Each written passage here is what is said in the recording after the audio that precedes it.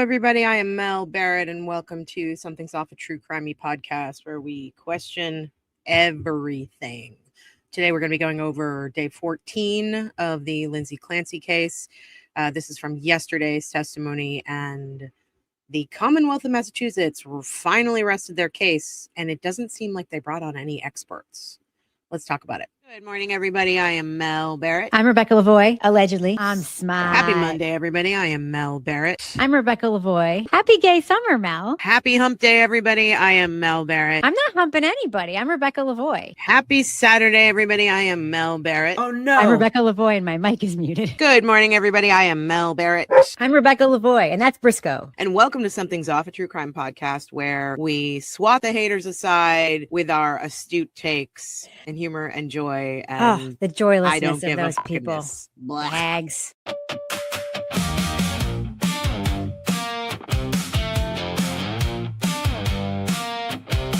You hear it first in the break in the story. One little crack and the whole thing gets wary. A witness swears but the timeline bends. A smile too smooth and the trail just ends. Mel Barrett says, hold up, look again.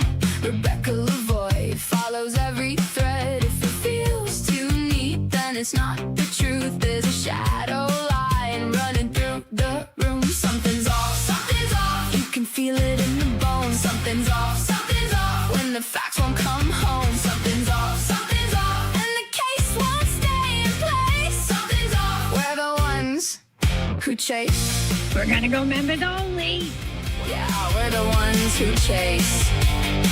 Wait, did that witness just blink 3 times? Something's off.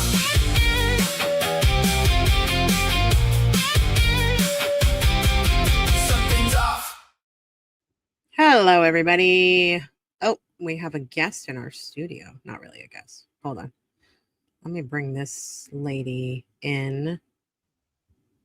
Hello, Rebecca Lavoie. Hi, how are you? I'm good. I wasn't sure if I was going to see you today. Yeah, I was a minute late. I was trying to get a room with better light, but it's not available. You look gorgeous. You look stuck gorgeous. In a spooky, shadowy cave right now.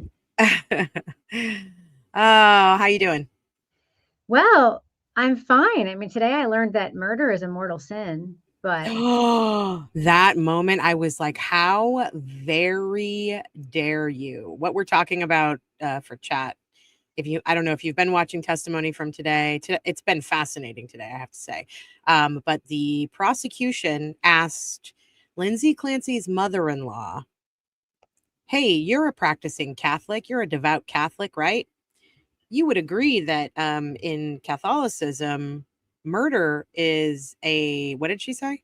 Mortal sin. A mortal sin. And the judge cut her off. Well, apparently everyone in the courtroom gasped. It's gasped. The wild thing to ask, and it's very inappropriate. So inappropriate. Mark Federer tweeted that it's mistrial material if it yeah. had been allowed in. Yeah. But the jury apparently did not like it. So, no, I didn't like it either. And I don't think the judge liked it. And from what I've heard about the judge, he not only was, his last name is Sullivan, and he went to Catholic school, and then he also went to Notre Dame. And I don't think he's taking great offense. And the fact that the prosecution hasn't picked up on that yet, based on when they asked for the identity of the priest that went back to see, like the fact that they didn't pick up on his distaste is astounding to me. I guess it shouldn't be, but it is. Well, it's funny. I was telling Kevin about this. I was slacking him in our personal company Slack, and he knows that I am like listen, we may hate what prosecutors say and do, but like they've been tasked to do it and this is their job person. Like I'm usually that person. Yep. I have never been so repeatedly offended by prosecution tactics than I am in this, except for maybe the Curtis Flowers case where they purposely struck Black jurors in every single trial that he had. Like this is the most offensive prosecution I have ever seen, between the way they're questioning the family members, between the way they are questioning, they questioned her self-harm. Medical examiners. Yep. Yeah. I mean, it is just shocking. And they haven't for a single moment shown any empathy toward any of these people. They've never said a single time, as far as I've been able to see, sorry for your loss. For your loss. Yeah, nothing. These people Nothing. lost 3 children, and They are their cold ass daughter, bitches. and I don't know if they've been advised to like be more tough or whatever to sort of try to like stave off this like soft woman persona or whatever, but like it's dirty. They're playing really dirty, and I don't Yeah. think it's going well for them. I don't. No, and it's not going well for them with the jury. It's not going well for them with the judge. It's not, I mean, and you know, Mrs. Clancy, you could tell that she wanted nothing to do with them. I also heard a rumor, and I don't know if this is true, but Patrick actually refused to prep with them. I'm not surprised. I'm not surprised. Patrick has been extremely supportive of Lindsay. Yes, he's remarried now and has a baby now, but he's been extremely supportive of her. There is a profile of him in the New Yorker, which I'd recommend that everybody look up. Right now, the homepage of the Boston Globe, they have a featured story with the video of the mortal sin moment. If you folks want to see just that moment, go to the bostonglobe.com. I can pull it up. Yeah. Boston Globe also endorsed Adam Deitch for District Attorney of Norfolk County, which is surprising. And I don't know how many district attorney races they're giving endorsements for, but he just got the Boston Globe endorsement, and folks who may not know, Boston Globe is the paper of record in the New England region. And you know, the audience for paper readers, editorial readers, is largely older people. So people who may not necessarily have followed all this super closely and just like very likely to vote party line or vote like, hey, my neighbor has a so-and-so sign, so that's who I'm voting for. Like I think this endorsement is actually going to help him a great deal. Yeah, it's interesting because we weren't very happy with their coverage. I remember we've talked about this quite a few times, of Karen Reed. They were really slow to the boat. And they didn't do great coverage, in my opinion. And so they're not doing great coverage with the Clancy case either. They do have more side stories. They have more sidebars. They have more mental health stuff. They have what I complained about the Globe's coverage of the Karen Reed case was there were no opportunities taken to do deeper reporting into things like corruption and the issues that were coming up in the case, Canton stuff. There were so many rich opportunities there that they just chose not to take because of snobbery. But now they're kind of leaning in more toward Clancy and taking those opportunities. But again, they just have the dopey live blog with no analysis on it. It's like, you're a good paper. Like, you're letting the TV reporters wipe your butts right now. Clean your clocks, as they say. And the independent journalists as well. Hold on. I'm just going to try to pull up this moment just so we can get ahead of it. I was, and also I noticed I was only listening to the testimony. I wasn't watching while I was getting ready for other things, but like Buckingham is really disorganized. She was really disorganized with Patrick Clancy's mom. There were those moments where she was like paging through. I can see from the podium, she's looking at text messages like green and blue. I'm in the blue bubbles, but there's a moment where she's like, sorry, these pages are different from mine, blah, blah, blah. She's like, she was so disorganized up there. I felt like she couldn't figure out what questions she wanted to ask. And she was thrown because the mom, even though the mom testified before the grand jury, she was like, I don't recall. Sorry. I don't know. I can't remember. That seems right. You know, and she kept trying to impeach her and she just couldn't. This woman, she was trying to make it seem like she had a bad relationship with Lindsay, that Lindsay didn't want her around her kids. Like, just. It says everything you need to know about this case. Yeah. Is that Patrick Clancy's mother is a defense witness. Yes. In the murder trial of her 3 grandchildren. Yep. Like that should tell you everything you need to know about the case. And I think the prosecution tried to get ahead of the Clancy support for her by calling Patrick as their witness. Didn't work. It absolutely didn't work. But like, I think that they tried to preempt that by making it appear, just because he's a prosecution witness, that he is prosecuting his own ex-wife, but he's not. And her mother-in-law is not, her ex-mother-in-law is not. And it's just, this is going horribly. Of course, we can never get in the minds of a jury. We know that the charges we did not get the severed process that Reddington wanted, where they could stipulate and then they could go to, cause and all that stuff. But like, I don't think it's going well for them. Okay, you have the video. Good. Yeah, This is shocking. This is shocking. I gasped. I was by myself. I gasped out loud. I could not believe that this moment happened. I'm going to keep it on normal. Okay, this is the question prior to this moment, but oh my God, what horrendous human beings these people are. You had dinner with them at their house on the 23rd, right? I don't remember. Okay. Of December. Do you remember breakfast on Christmas Day? Yes. Was that at their house or someplace else? Their house. Okay. And then what did you guys do after breakfast? We went to church. And fair to say you've previously testified that breakfast was great. Yes. And that church was beautiful. Yes. And in fact, the defendant, she told you that it was great and that she was glad she went to church that day on Christmas Day. Yes, she did. And then after that, you're aware they went down to Connecticut to see her family. Right. Now, are you an active member in the Catholic Church? Here it comes. Yes. So you're aware that murder is considered a mortal sin? Counsel, could I see you over here? That was not a planned question. There's no way she planned to ask that question. I actually think she did, because the reason why I think she did is because she was hemming and hawing about other questions, like getting little things in, like their text messages, or did you know that Lindsay told her therapist that she didn't want any of her in-laws to be alone with the kids, and blah, blah, blah. And then I think she was working up to that moment. She asked those pre-questions, like she started with Christmas morning breakfast, and then you guys all went to church, and church was beautiful. And Lindsay said church was great. Right. You're right. She set it up. But it almost sounded like while she was saying it, she had a moment in the middle of the sentence where it's like, I probably shouldn't be saying this, but I'm going to go for it.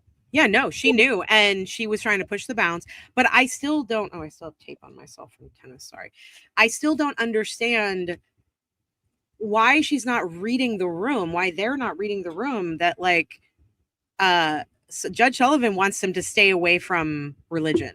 Like, religion doesn't have anything to do with this case. And they've now brought up Catholicism.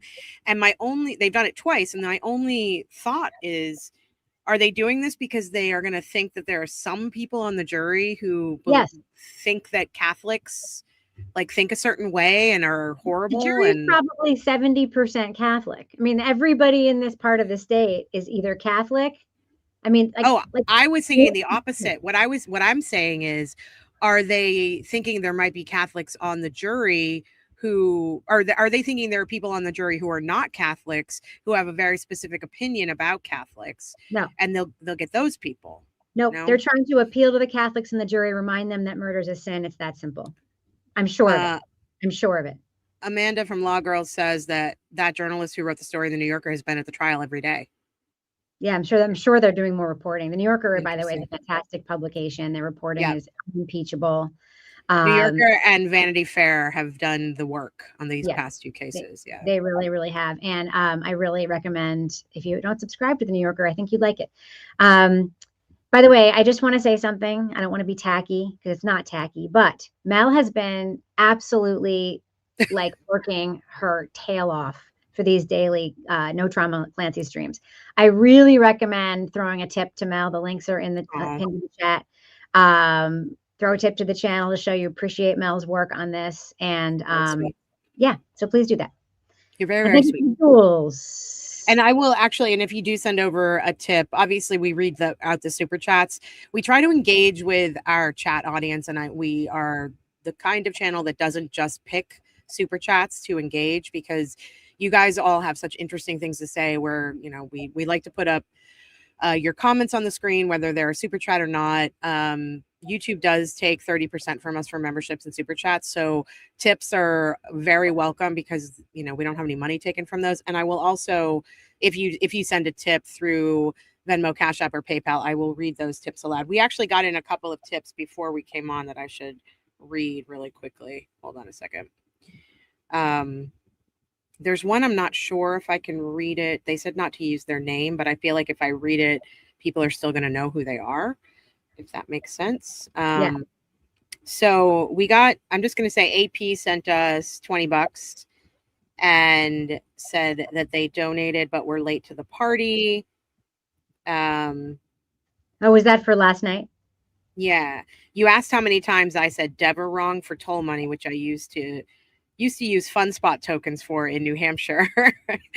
Oh, the Not toll, once. yes. She said, and I'm just going to say she's never mispronounced Deborah's name because she has a connection to Deborah. And I'm not going to tell you. Just so you know, I also used to use Fun Spot tokens in the New Hampshire toll Thank you. baskets. They worked perfectly, and you know you could get them by playing skee ball. So just Yep. for those who aren't in the know, we did our membership stream last night, our Crossroads membership stream, and we reviewed Kelly Devers' cross examination. I highly recommend watching the stream. I did, however, tell everyone that if you have mispronounced Kelly Devers' name, you owe us $5 at least. And then we did get a $5 tip from Jody, who said Deaver. So in case those messages are coming across, that's why. Yeah, I threw it out as a challenge. I'm sure that it's the kind of challenge that I know like someone like LTL would really appreciate. Let me ask you, what do you think the judge said? Because when they came back from the, Catholicism says that murder is a mortal sin, she was on to something else. So what do you think Sullivan said to her at the bench? I think he said that was inappropriate. I'm striking it and you are to move on. But he didn't say he was striking it. No, he did. He did? Yeah. Are you sure? I'm 100% sure. It's also in the Boston Globe article. Good Chicken Palm, the Good Chicken Palm, thanks for the 500 joules. Apparently, there's a bit of money in the account because of that. Thank you so much. Thank you, Joy. Thank you. And Jody Williams said, maybe this is a known tactic, but I feel the attorneys often ask questions that the witness won't know just to get into the juror's ears and on the record. Yeah, totally. Or that they know will be objected to. That happens all the time. Totally. But this was so inappropriate. What happened. Yeah, see, this is what I keep saying too, Ellie. I'm like, it feels to me like the prosecutors are trying to throw this case, Rebecca. That's what it feels like to me. It's just such an unbelievable thought. I mean, that's a conspiracy-minded thought that I normally wouldn't engage with, but they are just doing so poorly. Well, like I've never seen a case prosecuted a case of this seriousness with this much attention on it prosecuted so poorly. Like I've not seen anything like this before. I've never. And well, it's like I've been asking this question since opening statements because the opening statement was so bad. It was short, it was weird, it was stilted, it was badly acted, all that. And then just with like Patrick right off the bat, they didn't even call any expert witnesses. They didn't call experts. How are they supposed? What kind of experts could they possibly get that would help their case? But that's my point. Like, there's no experts to even Karen Reed, they found the Aperture guys. They couldn't find somebody.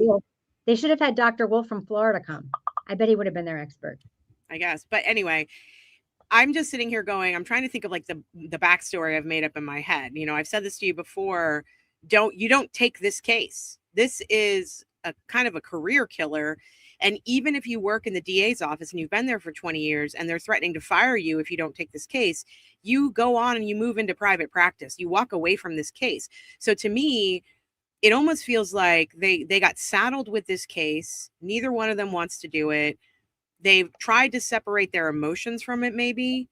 And in the process, they're just like, I don't really care if we win or lose this case. I really don't. I want to move on from this case. So they're just like, that cross-examination of Patrick's mom was so disorganized and so almost unintelligible. I don't even know what she was trying to do.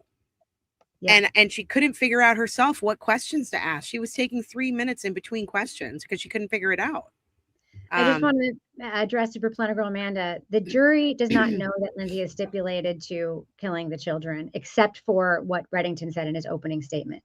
That stipulation happened in a civil matter. No. It happened in court. They wanted to do that and separate it out, and they weren't allowed to. No, you're. I did a whole rant on this yesterday. Listen, they have stipulated to in court and in front of the jury, and the jury has been instructed that the defense has stipulated to all of the forensic testimony, all of the forensic evidence, all of that. They're not going to cross-examine all that stuff. So they stipulated to that. They have not stipulated to saying that she did this, but they, that's what I mean. but That's but what I he mean. did say it in opening statements. They have Yes. done a major stipulation in this case, and that is that the defense is stipulating that everything they put up, from the medical examiners, forensics, first responders, all that stuff, it's all right. You guys, you Right. got it right. Which No, should yeah. tell, you know, But that should tell the jury. has not been told by the judge. She has stipulated to killing the children. This is a common misconception, because they made a motion. They wanted to separate that out. They wanted to have her not be tried for they were going to stipulate. They wanted her to be tried for the reason why. I mean, that's very simplistic. The reason why she did it, not the fact that she did it, and that wasn't allowed. So they have to actually prove that she actually unalived, as they say on the social media, the children. So yeah, I don't think the prosecutors are throwing the case. I think they thought it was going to be a lot simpler and cleaner than it was going to be. I don't think they anticipated the amount of public attention this case is getting. I don't think they put their best people on it because they didn't anticipate it getting this much. I think cases like this are very often a slam dunk, but I think they really underestimated the public attention this case would get. How Karen Reed primed the public to look at cases in Massachusetts, not just people in Massachusetts. Karen Reed primed the country to look at important cases in Massachusetts. And I just don't think they accounted for that. And that was just dumb on their part. Super dumb. Yeah, totally. Ellie No says, I don't know. It feels to me like the ADAs actually feel vindictive toward Lindsay. Yeah, sometimes I get that feeling too. Like when they, you know, the way they kept questioning, like that day when Lindsay was hyperventilating and sobbing through the medical examiner's testimony, and they just kept asking questions about how the brain felt and stuff like that. With the pictures of the children on the screen, I was just, to me, it came off as having absolutely no feeling and sort of actually hating this woman. Like I feel that like Buckingham and Sprague actually hate this woman. And I feel like that's why they asked the mother-in-law that question. Like maybe they're Catholic. Maybe this goes against their religious beliefs, the attorneys. Yeah, but there is a thing in this country called separation of church and state, which we know is an increasingly blurry line, but courts are the last bastion of that separation. So except for the whole Bible swearing on, which is always very weird. Yeah. But yeah, so I'm sorry to come in and derail all your coverage today by bringing up that moment. I'm sure you had a different plan. You asked how I was. I'm great. You didn't derail anything. Okay, great. Yeah. So basically what I have the testimony from yesterday was, I mean, we're going to have to go through Whiffin's testimony, which I'm just not looking forward to at all. Well, you can keep the tape. He hardly said anything. No, I'm probably going to recap most of it. I just can't listen to his voice, honestly. Like, I don't want to hear his voice. His accent drives me nuts. And I love a British accent, but his accent makes me angry. And I'm like, so we have to hear from Whiffin, and the prosecution is going to rest. I'm interested. So La Posada is supposed to be up today. They're trying to get the Zoom thing fixed. I'm wondering when they're going to do this voir dire of Emily Thorndike. That hasn't happened yet. So there's still a lot left in the defense's case, although I can't imagine. I feel like by the end of the week, we're going to be done. I just don't know. Yeah, I wouldn't be surprised if it didn't end by the end of the week. I can't wait for that to hear what Remington has to say in his closing argument. Yeah, I know. He's going to be so powerful. Hey, Jen WH, thanks for the $7 Canadian. Thank you for the trauma-free recaps. $1 or $20? We don't know. Wish we'd had these important PPP conversations when I was struggling after the birth of my first son. I agree. I think you guys are going to find the testimony from one of the experts that Reddington brings on today in the case, in the hearings that are happening today. He brings on a doctor who has 40 years experience and who taught students at Harvard about, his specialty, which is psychology, basically. And if I'm sitting on that jury and I hear from this guy with 40 years of experience, he is telling the jury everything, all of the doctors who treated Lindsay, everything they did wrong. And he knows his stuff. And I'm like, okay, case over. Like this guy, we don't even need Zeisel. We don't even need La Posada. This guy right here is making the case. And he's so good, and I can't wait to share that testimony with you guys tomorrow. That's going to be a good one. So yeah. But yeah, so what we're going to do is go through some of this testimony. Let me just check the chat really quick. Paps says Rebecca doesn't look right without her awards behind her. I know. Should I draw a picture of an Emmy on the whiteboard behind me? Obviously, I'm in the office with the mic, which is why my audio sounds weird. Sorry about that. Okay. That's okay. I only need a recap of Whiffin's testimony regarding Lindsay's movements when Patrick was out of the house. I know, right? It's like she went upstairs. You know what they did, though? This pissed me off. The prosecution used this, and they used it from the Karen Reed trial, because Whiffin says she goes up and downstairs inside the house, and they're like, well, but also your watch or phone could think that you're going upstairs maybe when you're driving up a hill. Rarely. So he said she did that as a favor to the Norfolk County DA. So he was testifying about how rare it is that an iPhone would count something as stairs when it wasn't. And she said, so for instance, would driving uphill on a road and moving the phone around cause that?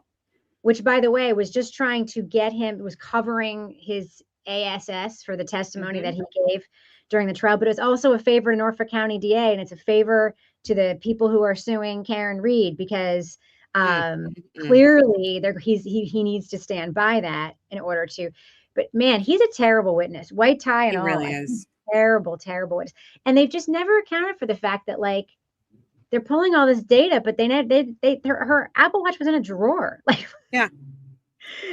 dude. Look at him in his stupid white tie. We totally roasted him last night on the cross roast just for a minute. Oh, for a minute, I wouldn't let it go. He is the worst. Can you believe he was a cop? Can you imagine, like, you have an investigation and he's the cop who shows up at your house and says, hey, I'm here to help solve your case.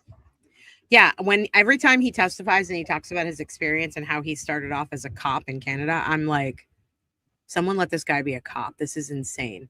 And thanks for being new to the channel and for being a member. I'm new to your podcast and I couldn't get your outro song out of my head. I'm so annoyed with you. I hope it's the good kind of annoyance. Yes. I couldn't believe that they did that deep cut of driving uphill and registering steps. It's just so ridiculous. Hey, Kristen. Okay, so we got Whiffin was up first yesterday. And I'm just going to recap for you. I really can't listen to this guy. I hope that's okay with everybody. I'm just going to tell you what he talked about. Can we get a taste? Just a taste of Whiffy. A sniffy of Whiffy. Morning. Can you please? I'm going to skip ahead. I can't listen to his experience anymore. Just drop it in. We just want a sniffy of Whiffy. Ew. Where where you ignored or disregarded the double entries. I did. I tried to correlate and discard all of the duplicate information. So where there was an event of a flight climb that was recorded on the watch and the phone, rather than provide information. He was so sloppy. He had the wrong dates on his report. Yeah. He talked about manually creating a text thread so that the jury could better understand it, which is not the original data. Like, Judge Cannoni let that in for Allie and Colin and would not let that kind of stuff in for the defense in the Karen Reed case.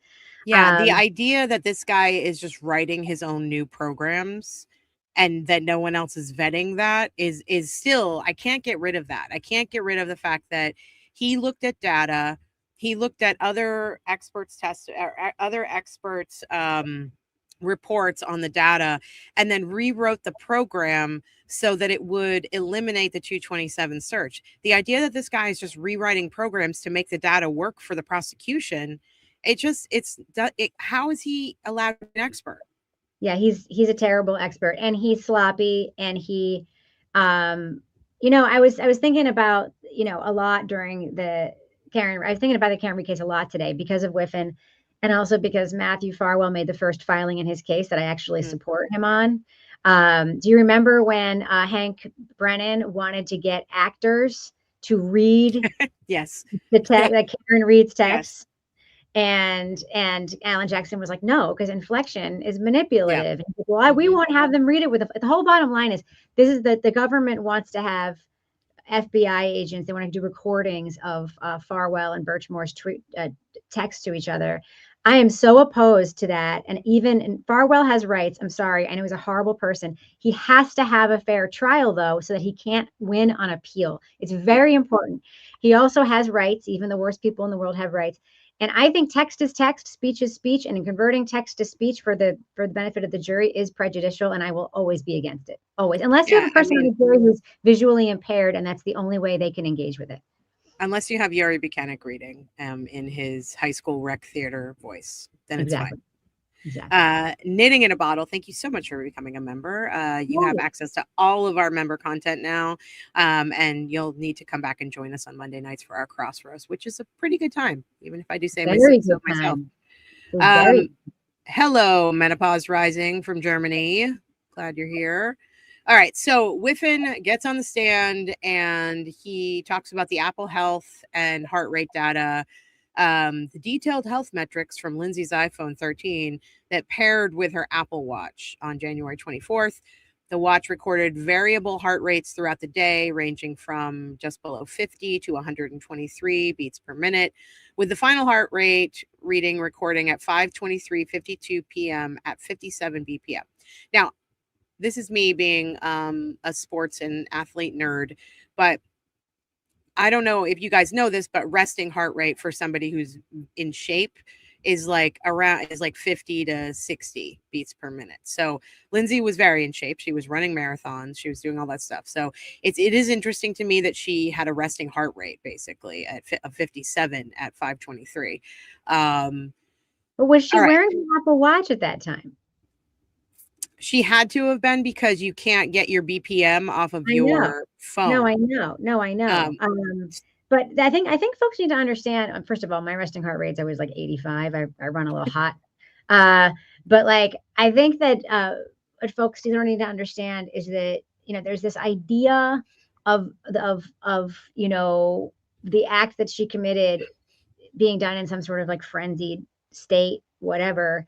She heard a voice, and the way that I've heard it described as somebody in my family who's had auditory hallucinations related to schizophrenia and bipolar, and the way that she describes it to me is, and I've heard this described also somewhere else, I think on social media, that it's not a voice from inside your head. It sounds like a voice in the room. Like it's like there's a person in the room guiding you and telling you, and it's a calming, well, this is what this person experienced, a calming, commanding and like reassuring voice that would tell her horrible things, but make her feel okay about the fact that she was being told horrible things. And I've been curious as to whether or not that's what Lindsay experienced. So it's very it's different. It's different for everybody. I mean, I was talking to Sam Beningo about this the other night when in film school, when they put me on Prozac because I was not sleeping and I was working too much and I was starting to go crazy.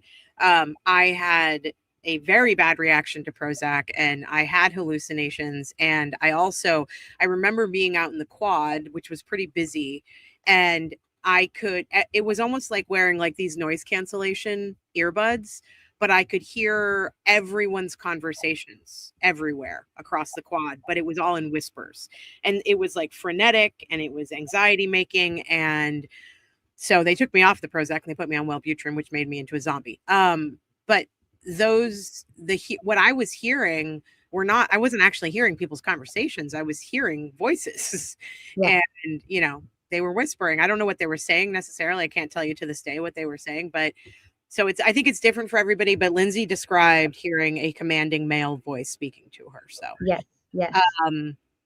Okay. So here's the flight climb data. So at 5:03 p.m., she climbed one flight of stairs, and between 5:33 and 5:38 p.m., 2 flights of stairs were climbed. The phone was elevated 3+ meters higher. So I'm assuming that she had her watch on and was holding her phone, but I'm not sure. And then device locking and call logs. The iPhone was manually unlocked at 5:13 p.m. to search Pedialex on Safari and text Patrick, and locked at 5:15 p.m. And then at 5:33 p.m., Patrick called and that call went unanswered. And that is, I believe, when she must have been in the middle of doing this, because it didn't take very long. At 5:34, Lindsay called him back with the lock screen. They had a 14-second phone call. And see, folks, you can have a 14-second phone call or a 22-second. No, you can't. You can't have a meaningful conversation in that period of time. Meaningful conversation. Rebecca and I we've actually tested it. We've done it. We did the 22-second phone call. It's really easy to like get a lot of information out there. And then at 6:09, Patrick called again and it went unanswered. So it's either the first time he called and it went unanswered, she was, I don't know, frenetic and doing something. And then when she answered at 5:34, it must have been right before. I think a lot of people have been confused because I think a lot of people have said that she actually unalived the children before he called the first time and it went unanswered. But I think that based on heart rate and all these things, that I think she did it after she talked to Patrick. But I think a lot of people think she did it before she talked to Patrick, and that's the prosecution is definitely trying to sell that angle. So it's funny to me because this is another witness that didn't help them, in my opinion. If I'm on the jury and I'm looking at this, I'm seeing he says that her resting heart rate at 5:23 was 57. She is not elevated at all. And then at 5:33 to 5:38, she goes 2 flights of stairs. It says she climbed the stairs. So I don't know what that means. I mean, the kids were in the basement, so I don't know. But that the phone was manually unlocked at 5:13 to search for Pedialyte. So at 5:13, she hasn't done anything. And locked again at 5:15. And then at 5:33, Patrick calls and it goes unanswered. And at 5:34, she calls him back to talk about the Pedialyte. So it hasn't happened at 5:34. And then at 6:09, Patrick calls again and it goes unanswered. I think that this happened between 5:34 and 6:09. That sounds right. But the prosecution has been selling that it happened before she talked to Patrick about the Pedialyte. I know, but that's what they've been trying to sell to the jury, and their own witness is showing the jury that that's not how it happened. Okay, so let's. Kevin Reddington's cross. He did the best that he could do, but you know he's not a data guy, so I'm not going to show you his full cross because it was actually kind of confusing, I thought. And I don't want to confuse the issues anymore. But also, thank you so much, Lindsay Green, for the $25 tip. Thank you very much. I'm catching up, but Rebecca told me to also Deaver Beaver. All right. So Kevin Reddington established that after 5:38, there is zero health or flight data recorded. Meaning, let's go back to that time frame. 5:34 is when she calls Patrick back and talks to him for 14 seconds. And at 4 minutes later, all health data stops, which means she either took off her watch and set her phone down because her phone was found on the bed. So the digital silence does not explain physical movements in the home between 5:38 and 6 p.m. That is when I think she did it, even though the prosecution has made a point to say that she had already done it when she called Patrick. I don't think that's true. Reddington also produced Lindsay's physical watch in court, which I thought was interesting. It had been recovered from the bedroom drawer. So she had taken it off. She must have taken it off. I don't know why she would have taken it off, but she did. She put it in the bedroom drawer, which police never seized because they didn't go in that drawer, which is where all the meds were. Good job, MSP, again. And then the next part, let's see, medical and medication searches. So they reviewed the 1,300 plus web history logs showing constant searches for drug interactions, side effects, and psychiatric terms like how quickly does Wellbutrin work, Lamictal for depression, I've never even heard of this one, Alavil for depression, ketamine for suicide ideation, and symptoms of postpartum psychosis. So those 1,300 web searches about drugs and interactions and suicide prevention and Her websites are so harmful to the state's theory of the case. Yeah. Why? I don't know why they kept bringing them up. Like, They It's- didn't only just bring them up, they would only tell the jury a few of them, and then I Reddington would know. get up and then read the rest of them to show how disingenuous they're being. It's This so is a ridiculous. person who was so clearly seeking any answer she could to try to figure out why she felt the way she felt. I thought the most telling search wasn't there a search of how can you treat a psychopath? Such a telling search, because she was telling providers, and she was making note she had no feelings. She was feeling disconnected from everyone, right? Yep. So in her mind, she may have thought at one point, like, am I a psychopath? Is that's what happening here? Can I be? But the fact that was, can you treat a psychopath was like, Yes. just smacked of so much desperation. And I just, it makes me so deeply sad, the idea that somebody was searching for this much help, seeking so much help, and then the jury is being told that this was all a calculated plan. It's just wild. Well, and also Patrick's mom on the stand today keeps telling the prosecution and the defense, especially the prosecution, Lindsay was asking for help from anyone who could give it to her. She was desperately searching for help. I mean, that's the grandmother of the children that she unalived saying that to the jury with so much empathy that, like, how are you not supposed to, like, what's a jury supposed to do when they have family members of these poor children taking the stand for Lindsay? I mean, it's crazy to me. Ellie Nono said, and this is a great point, I just realized she would have taken her watch off to make the incisions on her wrist to try to unalive herself. So that's the reason why the watch was in the drawer, probably. And I just disabuse the internet of, like, one stupid part of the stupid conspiracy theories that are being thrown around, and then, like, everyone talks about the body temperature. Yeah. He lost so much blood. Hey, listen, in real time on this show, we Googled it. We worked it out. Yeah. You can get to 82 degrees in 30 minutes.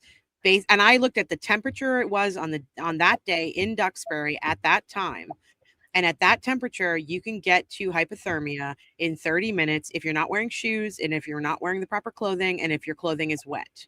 And blood loss greatly exacerbates body temperature being lowered. Greatly. Which, again, like, we should be questioning John O'Keefe's body temperature if he was supposed to be out there for 6 hours and had lost all that blood from his head. That's right. And they had the same body temperature. This is insane. M says, so it's a difficult thing to discuss mental health issues online because you can immediately be dismissed as crazy. Can you imagine a person in authority having a history of meds and depression? No. I mean, she was doing all the right things. She was doing all the things they tell you to do. And she was being turned away at every place she was going to. And she was begging for help, and no one was helping her. And that's the bottom line. Disregarded, misdiagnosed. I hear so much in the testimony of all these medical professionals, except for that one who was so lovely, Paul, I think it was.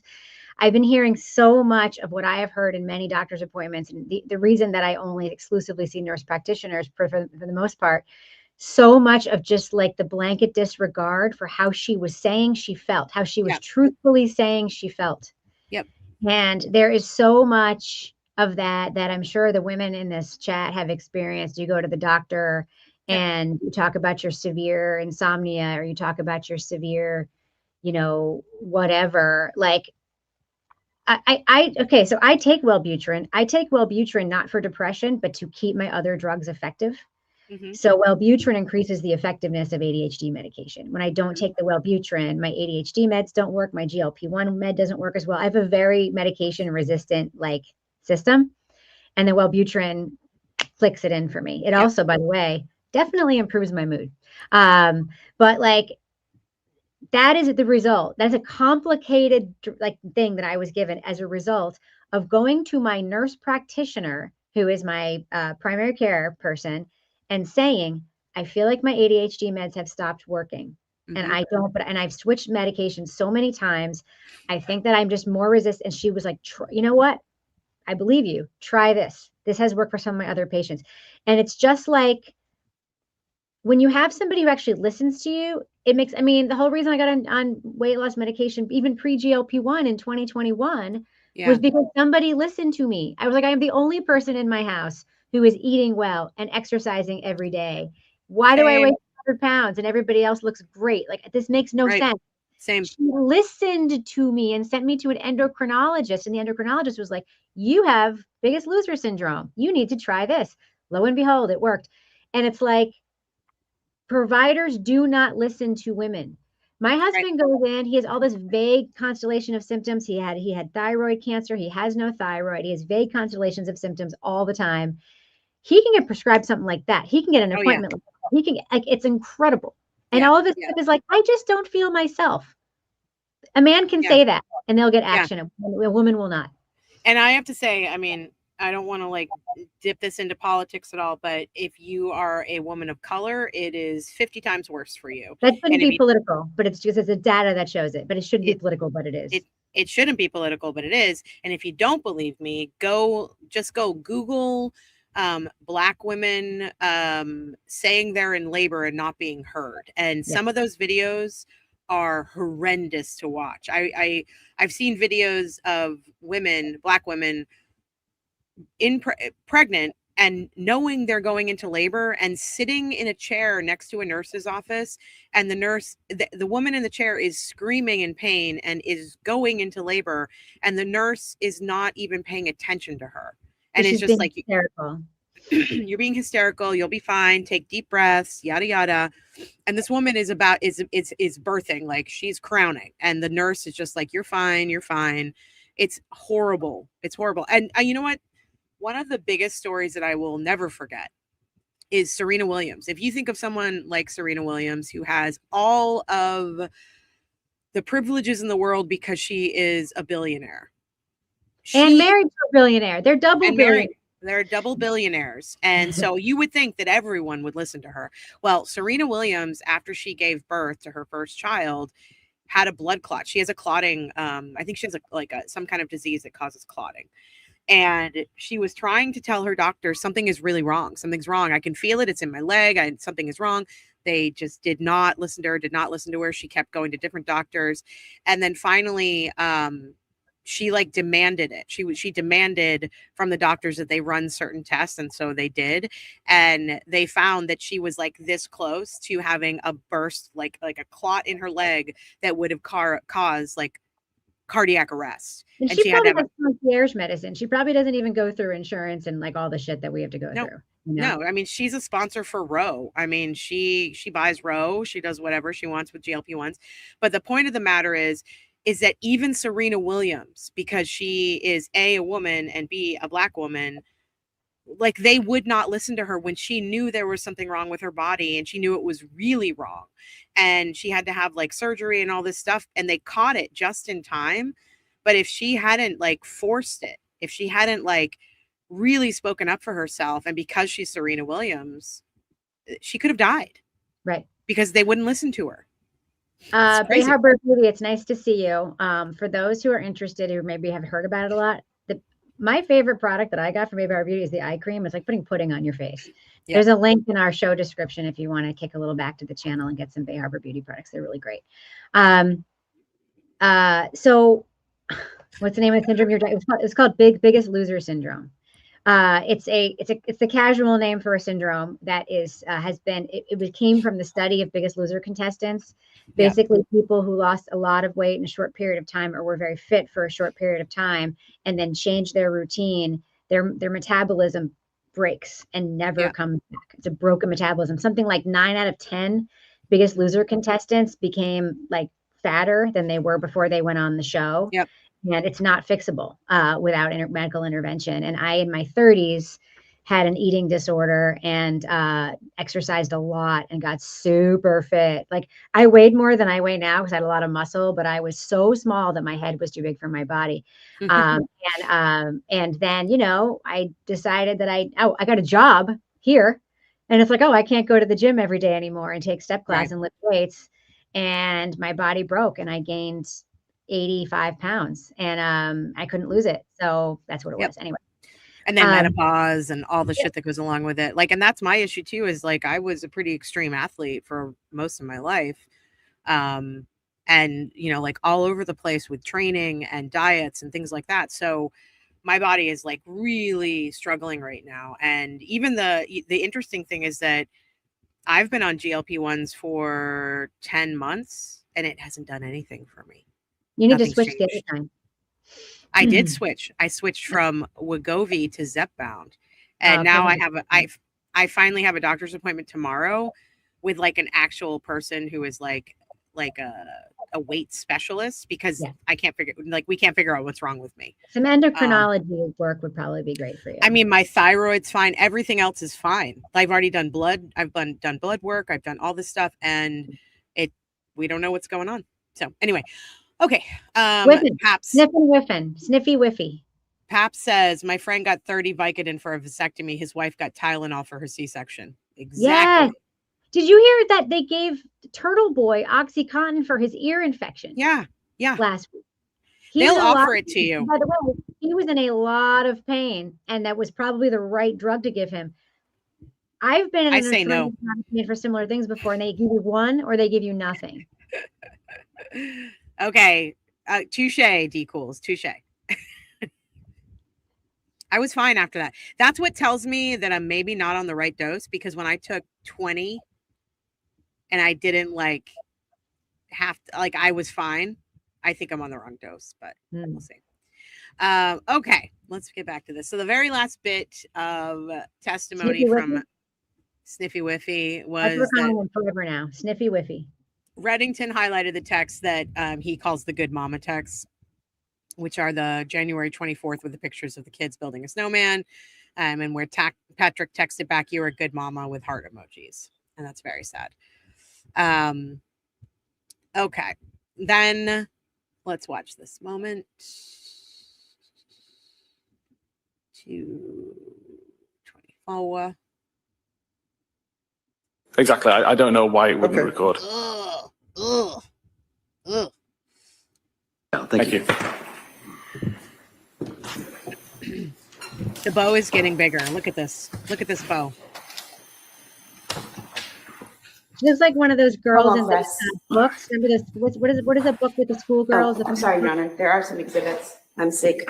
I believe they're by agreement. Yeah, they were by agreement. All right. And then we would rest. All right. We have the Tewksbury Hospital records, 2 discs. So they're going to put some stuff into evidence. Transcript. He looks smart in his suit. Who's it? He's a dashing man. He is. I love all the shit he brings with him. Look at And this. then employment records from Mass General Hospital.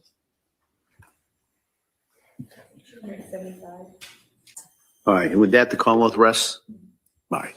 All right. So, members of the jury, as you heard. So as soon as the Commonwealth rested yesterday, it was such a plunk. It's just like, meh, okay, here we are. Yeah. With that star witness, we're resting. I know, right? That was it. That's what they ended the test. That's what they ended their case in chief on. Ian Whiffen. With that firebrand testimony. What did it prove? It proved nothing. He didn't do anything to help this case. And then of course, and you know what? For a second when this happened, I was like, there's a pretty good chance for this one, Reddington. He put in a motion for required finding of not guilty, Rule 25. So we're gonna watch that. I mean, he could tell. He was like, I'm just doing this because I feel like I have to. They do have to. Otherwise, they can get on appeal for ineffective assistance of counsel. This is basically a requirement in every case like this. But for a second though, I was like, I mean, that wouldn't be a bad idea if the judge was like, yeah, you know what, fuck it. I have hope for this one too, because did the prosecution prove? The issue is that the murder is the charge that they also have to prove, and so there's enough there, I think, for them to say they proved that. And so I think that's why I didn't think the required finding was going to work, but I did have hope for a minute. I had hope. Yeah, they have to prove murder, but they have to prove beyond a reasonable doubt that she was sane at the time of the murder. Right. Isn't it two-pronged? There's multiple prongs to this case. So there's guilty, she goes to prison. There's guilty by reason of insanity. She goes to a mental health facility, and then there's just flat out not guilty. Right. But I think that there's a case to be made. They made more of a case in their first, they haven't done the rebuttal yet, but they Right. made more of a case for just straight guilty, just by in essence of showing all of the forensic stuff, which we don't talk about here. But they have, you know, so I think that there's, I mean, you can make the same case in the what's her face, the Corey Richens case, that they whatever. But like, I mean, there was enough for me. I mean, the question is, could there potentially be enough for a jury to make a decision on this? And Yeah. you know, I think there is, except I think it was very poorly done. Hold on a second. I just want to look at one thing. Okay. Because I feel like the only thing that has to be proven is if she did this and she was sane. I feel like that's the only thing that actually has to be proven here. No. Let me check. Let me look it up. Okay. So in Massachusetts, when a defendant formally raises an insanity defense, legally termed lack of criminal responsibility, the Commonwealth cannot simply prove the elements of murder. The Commonwealth must also carry the burden of proving beyond a reasonable doubt that the defendant was criminally responsible or sane at the exact moment of the offense. The defendant does not have the burden to prove she was insane. So there are two parts to the burden. Under Massachusetts law, which is Commonwealth v. McCool and Supreme Court Judicial Court Model Jury Instruction 9.200, the Commonwealth must prove two distinct hurdles beyond a reasonable doubt. So they have to get both of these elements. The elements of murder, that the defendant committed the unlawful killing with malice of forethought or deliberate premeditation, extreme atrocity or cruelty. I don't think they can prove that, Rebecca. And then the second prong is criminal responsibility, which is sanity. That's subjective. That is subjective, because they would say that the forensic evidence proves that. That's what they would say. I'm just saying that's subjective. Whether or not it's proven is subjective. It's not proven to you. It's not proven to me, but it's still subjective. And so if the jury agrees with the defense, she's going to be guilty but not criminally responsible. But so here's the interesting thing about the first prong of this two-part burden that the Commonwealth has, and that's the elements of the murder. Yes, I think that, okay, I don't think it was premeditated. I think that it has been proven that it wasn't premeditated. And I think that the only thing that they can prove is that it was done with extreme atrocity. So I'll read it again. The defendant committed the unlawful killing with malice aforethought or deliberate premeditation / extreme atrocity. The only thing they've proven was that it was cruel and extremely atrocious. And they didn't pile on a manslaughter. Like with Karen Reed, they had murder, manslaughter. They don't have additional charges below that she could be found guilty of. Okay, well, listen to this. If the Commonwealth proves that the defendant committed the acts, meaning 1 and 2, but fails to prove her sanity beyond a reasonable doubt, the jury is legally required to return a verdict of not guilty by reason of lack of criminal responsibility. So that is the only thing that needs to be proven in this case. Right, but she wouldn't be not guilty. She's guilty without criminal responsibility. If the Commonwealth proves that the defendant committed the acts, they have proven that, but fails to prove her sanity beyond a reasonable doubt, the jury is legally required to return a verdict of not guilty by reason of lack of criminal responsibility. Mm-hmm. But that doesn't mean that she's free. That's not like a not guilty charge. It's not the same. No, if they find her not guilty, flat out not guilty, she is free. If they find her guilty by reason of insanity, then she goes to a mental health institute. It may only be 6 months, 5 years, 10 years, whatever it might be. But it's when she's able to like rejoin society, if ever that happens. To prove criminal responsibility under the McCool standard, the prosecution must prove at least one of the following two prongs beyond a reasonable doubt. Prong 1, they have to prove there was no mental disease, which they have not proven in this case. The defendant did not suffer from a mental disease or defect at the time of the killing. And prong 2, substantial capacity retained. Even if the defendant suffered from a mental disease or defect, she nonetheless retained the substantial capacity to both appreciate the wrongfulness, criminality of her conduct, intellectually and morally understanding that her actions were wrong or illegal, and conform her conduct to the requirements of the law, having the volition, ability to control her actions and obey the law. Mm-hmm. I don't know. If a mental Oh, illness or yeah. I mean, they have not proven any of those things. I mean, they have proven she committed the act, but sometimes okay, but there's that could more. be enough. But the whole thing to understand is that they think that could be enough. They think that proving she did the acts could be enough for some jurors or all jurors to say, forget the criminal responsibility part of it. We just want to lock this woman up. That's what they're banking on. I mean, this is going to be a hung jury if that's the case. Yeah. There aren't 12 people on this jury. Chance of a hung jury in this case. I think there's a more than okay chance of a hung jury in this case. Okay, if a mental illness or command hallucination, this is very important. If a mental illness or command hallucination deprive the defendant of either prong that I just read above, meaning she could either not appreciate the wrongfulness of the act or lack the physical mental ability to stop herself, she is not legally responsible. Correct. But a jury may be legally required to rule one way, and they could still rule the other way. It happens all the time. All the time. All the time. And the judge and judges in those cases will sometimes say the jury has ruled, and that's that. It happens all the time. Okay. And then because the defense and prosecution have already stipulated that Lindsay Clancy committed the physical acts, the traditional question of did she commit murder is effectively resolved. The trial centers almost entirely on the second burden. And the prosecutor's burden, proving that her actions, searching, driving times, ordering food, concealing intent, demonstrate rational planning, deliberate choice, and an ability to conform her conduct to the law. And then, of course, the defense's strategy is introducing psychiatric history, rapid medication changes, severe sleep deprivation, and evidence of command hallucinations to create reasonable doubt regarding whether she possesses substantial capacity to conform her conduct to the law. So the jury is going to have a lot to deal with in this case. Okay, back to this breakdown. All right, we got Ian Whiffen, the Commonwealth rested, and then we had the required finding of not guilt. So let's watch this moment really quickly.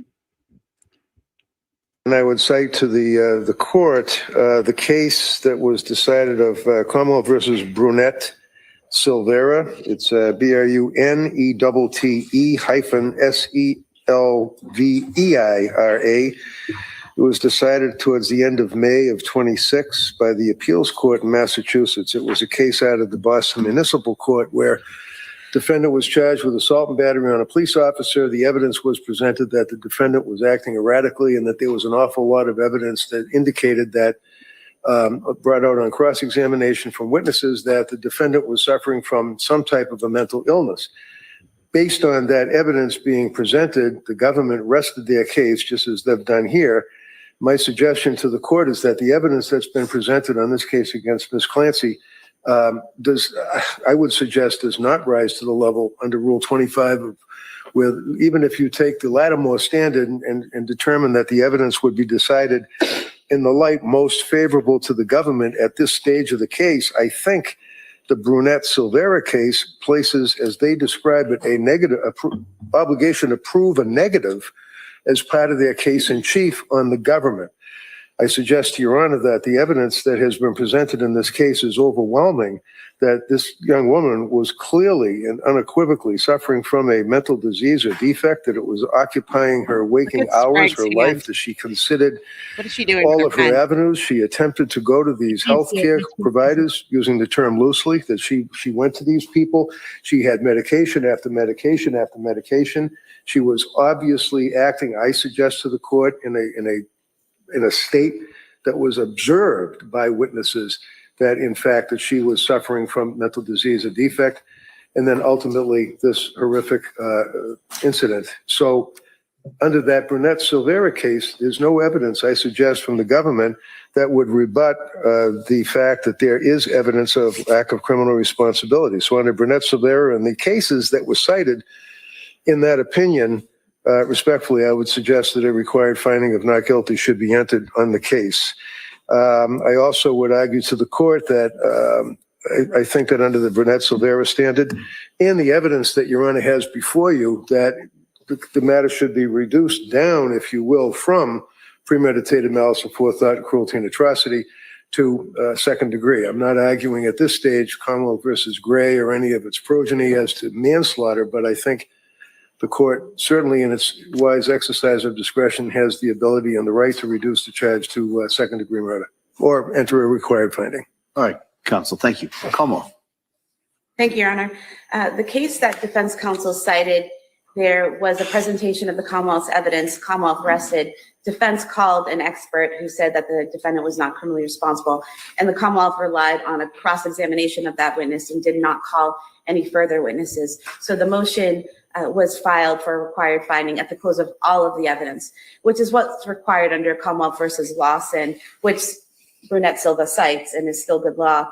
An SJC case, 475 Mass 806 from 2016, in which the court says that a motion for required finding of not guilty by reason of lack of criminal responsibility may only be brought at the close of all of the evidence, not at the close of the Commonwealth's case. That's it. In this right case, there. as you're aware, defense plans on presenting experts who testified that the defendant was not criminally responsible. So at the end of the day, I mean, that's the decision right there. The judge is basically like, we have to hear all the evidence, including all the experts the defense is going to call. So he denies the motion, obviously. And He cited the wrong case. yeah, Commonwealth versus Lawson, an insanity acquittal motion is properly considered at the close of all evidence. So that's where we are. That's why we're going on with the defense's case. I'm very glad the defense is putting on a case, because I think that they could easily sit down and be like, they didn't prove it. But I think I like that Reddington is going that extra step to be like, not only did they not prove it, but we're going to show you exactly why everything they put on in their case in chief was wrong. And they start right off the bat with people who know Lindsay, people who worked with Lindsay. This testimony goes pretty quickly. Somebody,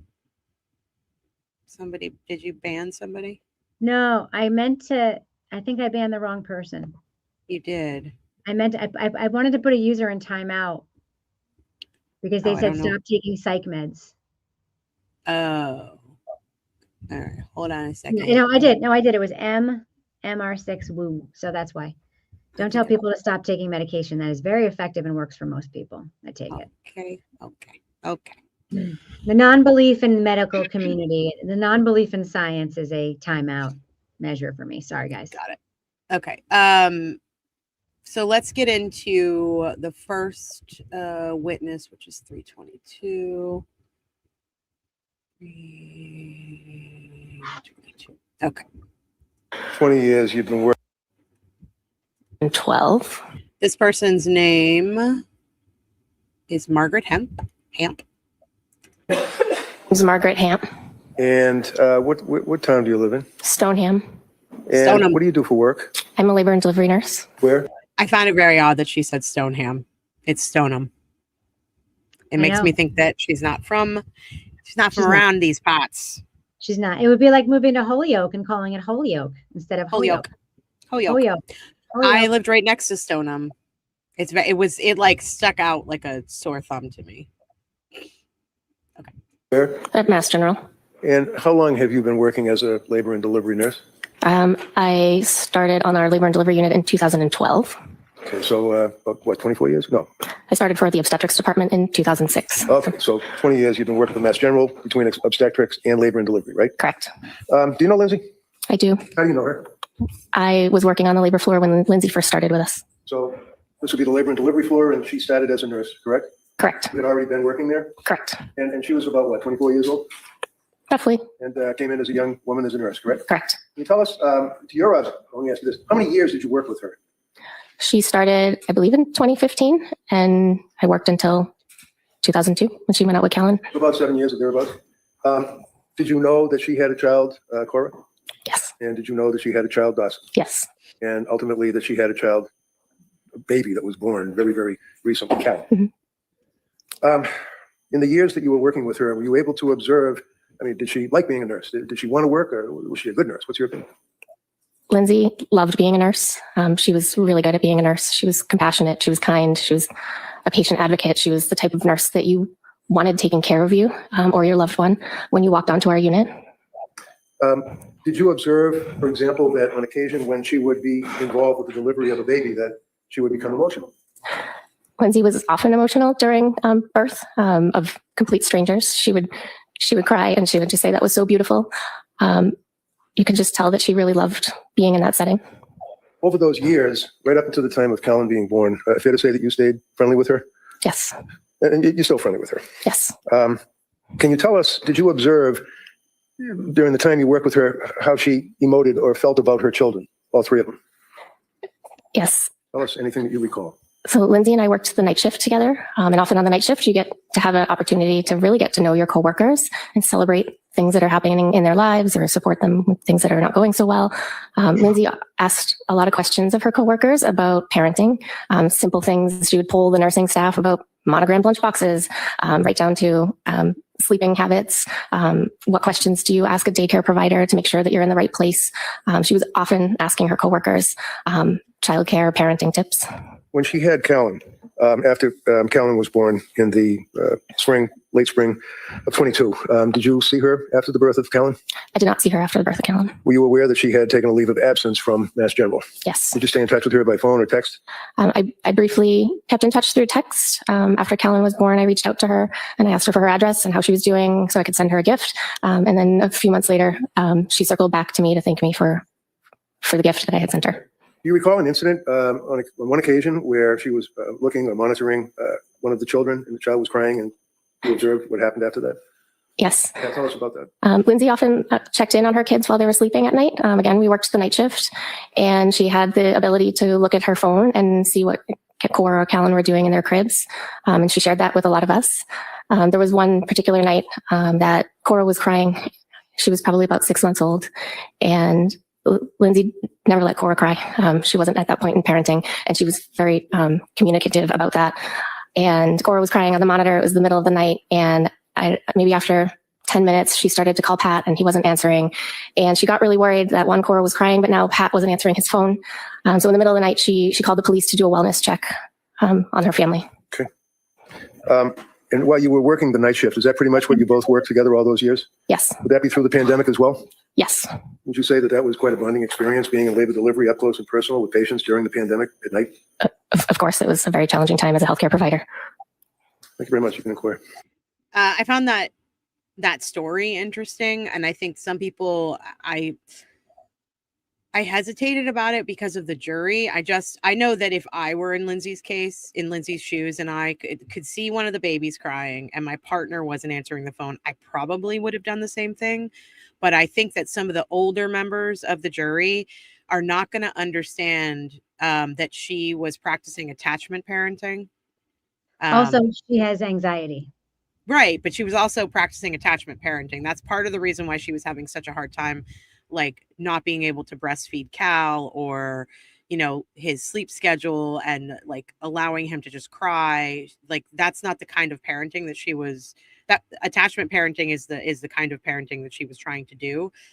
And so to me, I probably would have done the same thing, or I would have called a neighbor, or I would have said, can somebody just go over and check and make sure that Lindsay is awake or up or that everything's okay over there. But to me, it shows a couple of different things. And that's that A, she had anxiety, like you're saying, but B, I just worry about the older members of the jury being like, well, that seems crazy. Well, that's good for her if it seems crazy. Or it's like she's one of those overbearing moms, like these millennial moms who can't let their kids cry. You know what I mean? I just don't know.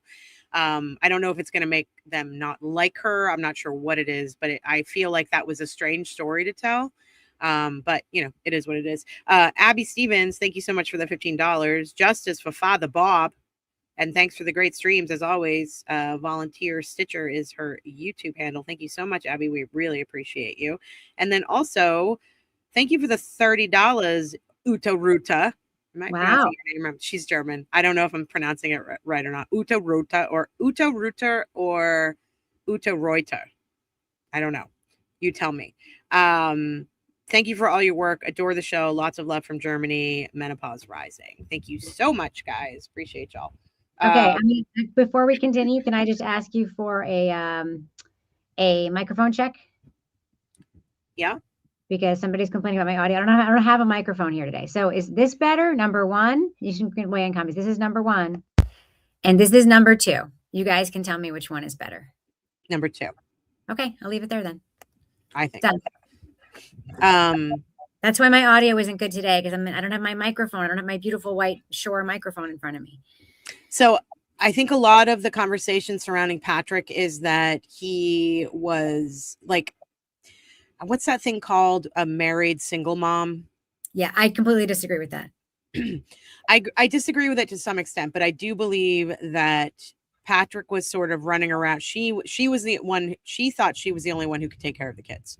And she didn't trust that anybody else could take care of the kids, including Patrick. I disagree. I disagree. She was grateful when he would take them out without her, like the other two kids, so she could be alone with just the baby. He did that kind of stuff all the time. No, I get that. She was grateful about like these kind of situations, like that she's worried something happened to Pat, or she's worried he's just sleeping through the baby crying. Yeah, I don't that's know. just anxiety, man. It's just, she had extreme anxiety that got worse with each kid. Also, keep in mind, you know, there's a whole museum video people are complaining about. He's literally in line with one of the kids while she has the baby on the thing and is doing stuff. It's like they are co-parents. They clearly do lots of stuff together. They go to the water park together. They go to the museum together. They do all. She's not, we haven't heard a lot of evidence of her feeling abandoned by her hardworking husband, who, by the way, worked at home so that he could be around. Like, it's this, I think he was a really involved parent. I think that her anxiety fed a lot of this stuff. Probably also fed her desire to try attachment parenting. That's anxiety stuff right there. Yeah. You know? Apparently I kind of pronounced Uta's name right. The second one was Uta Reuta. Yeah, Reuta. And is it EU? Yeah. And I lived in Liechtenstein for a little bit when I was a kid, but I didn't really learn to speak a lot of German, but I did learn. I used to have conversations with myself to try to teach myself German. Do you want to hear a conversation? Sure. Was ist das? Das ist die Tor. Die Tor ist grün. Ja, die Tor ist grün. What did I say? What is that? What is that? That is is it door? Mm-hmm. And what color is the door? The door is green. Yeah, the door is green. My son speaks German. Oh, damn it. And I can say Wasserklosset, and I can count. I can really count high. I love Wasserklosset. I also love the German word for birth control, which is anti-baby-pillen. And Wasser, I think that's worse. It's either anti-baby-pille or anti-baby-pillen. And then there's Wasserflaschen, which is water bottle. I love Wasserflaschen. And Weissbrot und Salat und what was the other one I used to say? I can't think of it. German's great. Yeah, I love German. I think I love it. I mean, it's very close. It's the closest language to English. I love going to Switzerland and hearing the different kinds of German, like the Swiss German, which is so bouncy. It's so bouncy. It's like so cute. Yep. Anyway. All right, we are going to skip over. I'll tell you what happened on the cross. It was very short. It was less than a minute long. And on cross, Jennifer Sprague asked Margaret Hamp. She confirmed she did not visit Lindsay at home after Cal was born in May 2022, and had no firsthand knowledge of her daily household life in late 2022, January 2023. So nothing really substantial on that cross. And then Lindsay's sister got on the stand, and that was at 3:32. He went through these people pretty quickly. Yeah, he's efficient. Yeah, he's very efficient. All right, here we go. ISON. Last name is OZGA. You know Lindsay? I do. Lindsay's my sister. And can you tell us, are you close to Lindsay? Do you live near each other? Do you socialize? What type of relationship have you had with her? We're very close. We have not lived in the same state for about 10 years now, but we do communicate, and I do think we're very close. And do you text with her on a regular basis? Yes. And you talk on the phone, do you? Occasionally. Directing your attention to the fall of, well, actually heading into like Thanksgiving and Christmas. She's really pretty. Do you remember that time frame? Yes. And did you have occasion to see your sister during that period of time? Yes. And let's direct our attention to, let's say, Thanksgiving 2022. Had you noticed any change in Lindsay's personality or any observation of how she appeared to you? I will say on Thanksgiving in particular is when the first time I saw her in person after quite some time. I had known she had not been doing well via text message communication that we had. I think on Thanksgiving, she, her mood did not look good. Her energy, she didn't seem very energized. It definitely seemed off from how I've seen her in the past. And were you aware that that carried through from November into December around the holiday season if you had stayed in touch with her? Yes. And can you tell us what you observed about her around the holiday season as it related to her from your observations and your texting and your communications with Lindsay? How did she appear to you at that point? The beginning of December, it seemed like she very much decompensated. I do remember her saying at one point at the beginning of December, something along the lines of, I'm in a really tough spot. And knowing what she had shared with me previously about how her mental health had been struggling, I had this gut feeling that something was off and that she was really struggling. And I asked her if she was safe. What did she say? She said yes at that point. And you knew her husband, Pat? Yes. And you knew the kids? Yes. Obviously. Do you recall around Christmas itself and perhaps a little bit thereafter that you spoke with her and that she indicated basically, I'm not doing okay? Yes. Can you tell the jury what you observed about her demeanor or her symptomology when you said she was decompensating around that time? What were they symptoms in your mind of? Based on communication with Lindsay, and I started communicating with Pat directly at that time, she was reporting her mood was worsening, as she described as depression. She was having more suicidal thoughts. Insomnia continued to be an issue. She was really not feeling like herself. And did you know that during that period of time where she was telling you about the suicidal thoughts and the issue of depression, that she was seeing doctors? Yes. And what did she tell you about seeing the doctors and if she was on any medication? And if so, what effect did they have on her? So the first thing she said about the doctors was back in October when she said that she saw a doctor for Zoloft and had a very awful reaction to that Zoloft. Would that be Dr. Tufts? I don't believe she shared that specific with me. Share the name? Okay. No. And then I think throughout our communication over the couple months of October to December, she did share with me that she was going to doctors, she was getting different prescriptions, kind of all the things that they were trying and different treatments they were looking at. And do you recall when you were talking with her about her symptoms towards the end of December that she had, in your words, decompensated significantly and stated to you that she felt nothing and that she was scared, things of that nature? Yes. What else did she tell you, if you recall? At the end of December, so I think it was more along the same of, that she is really not feeling well. Her mood is down.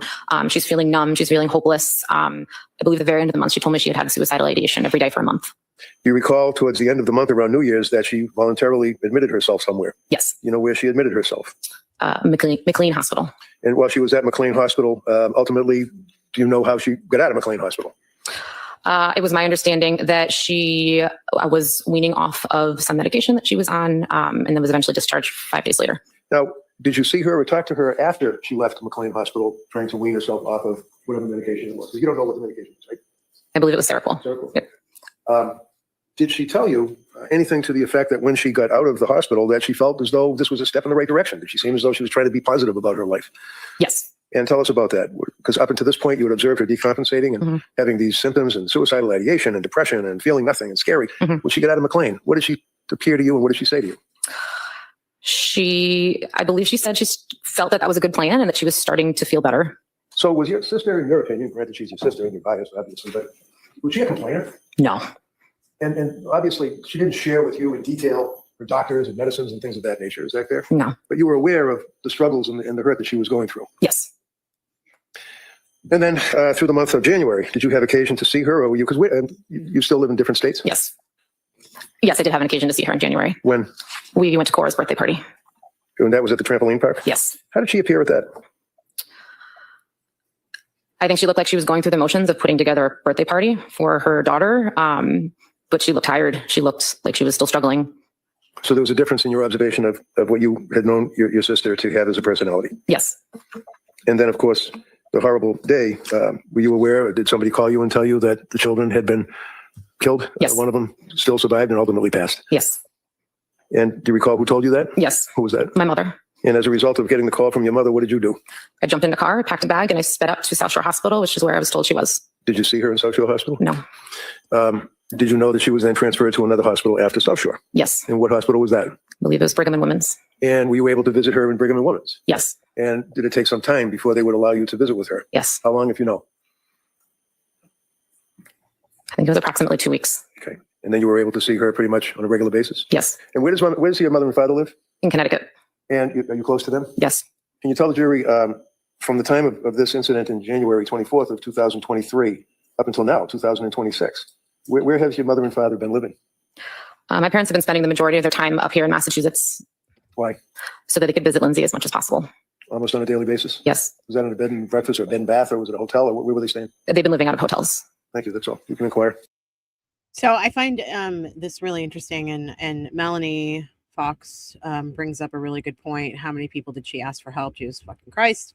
We're going to hear more of that coming, like, throughout all of these witnesses who knew Lindsay. They all knew what was going on with her, and including her mother-in-law, who was also a nurse and who was the nurse who referred her to the South Shore Perinatal Behavioral Health Center.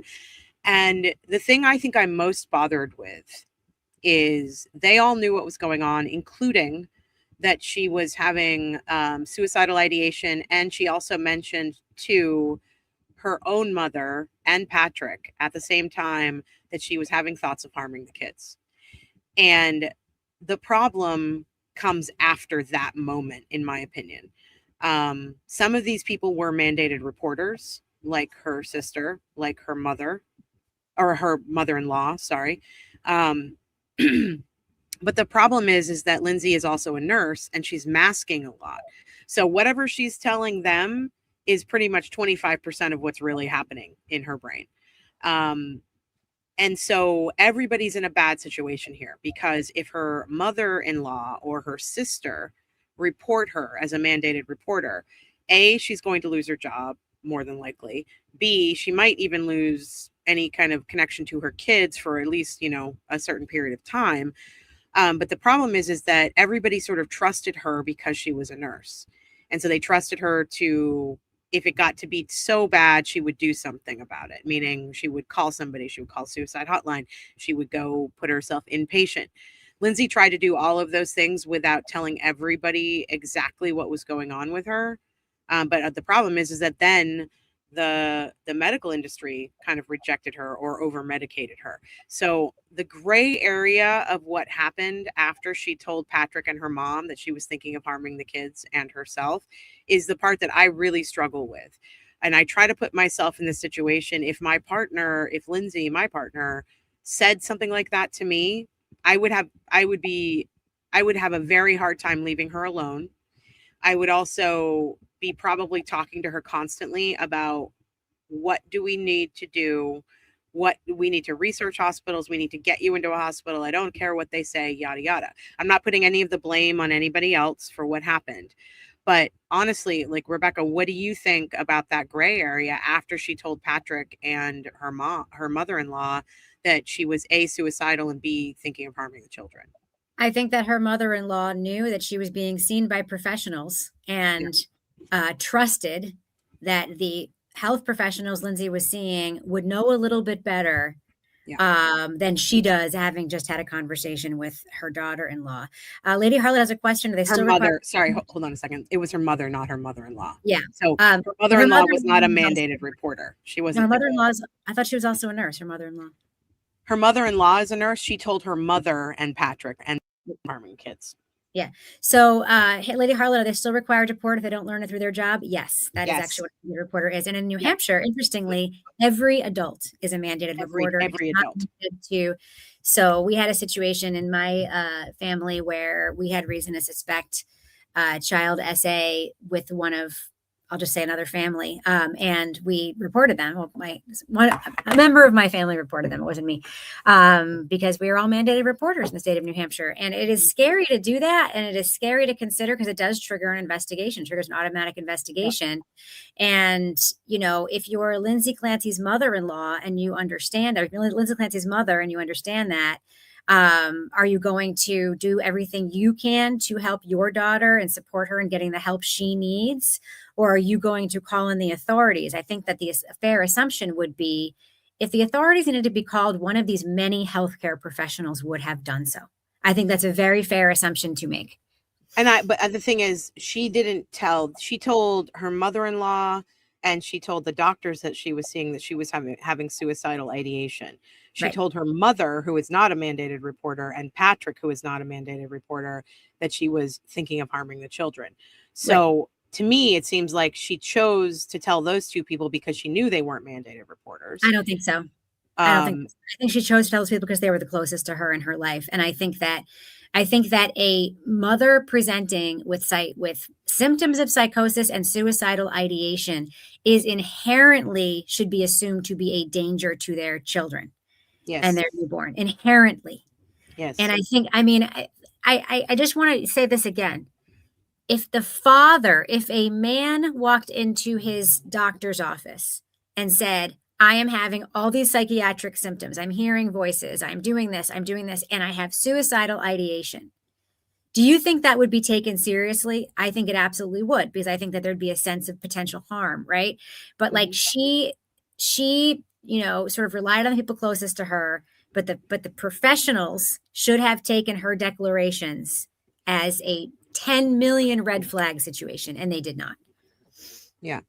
That's why I think she told her husband and her mom, because like Lady Harlot is saying, that's the innermost circle of her support structure. Absolutely. Her mother, she was closest to her mother and Patrick, and then I would say her sister. But I do think her mother that mommy. She calls her mother mommy. I know. I do think that there was some fear based on the things that she was masking from the prescribers and the practitioners, and the things that Patrick was also denying, which was, my wife is not bipolar. I do think that they were worried about mandated reporters. I do think that that was a concern, because why else would Patrick say my wife is not bipolar? Because a diagnosis of bipolar 1, which one's the worst? Bipolar 2? I think so. It's a complex kind. If she were diagnosed as bipolar, she would have difficulties with her employment, and there might be even some questions about the kids. So I think that they were actually very afraid of those things happening, but Lindsay was getting to a tipping point where she knew. That's why she called the suicide hotline. That's why she tried to voluntarily put herself at McLean, because she, at this point, she didn't care whether it affected her job or anything like that. She knew that she had a big problem. So anyway. I mean, the thing I think folks need to understand too about the hallucinations and voices. Do you think a person experiencing psychosis understands that they're hearing voices and that that's not normal? No, that's part of the psychosis. Yeah. Part of the psychosis is that your hallucinations and your voices, you think they are real. You would not necessarily characterize them as hallucinations and voices. That is the whole point. You think they are real. So I just want to just make that clear. Like, if she's hearing voices and didn't tell everybody she was hearing voices, the voice may have told her to not tell anybody she was hearing voices, and she believes that is real.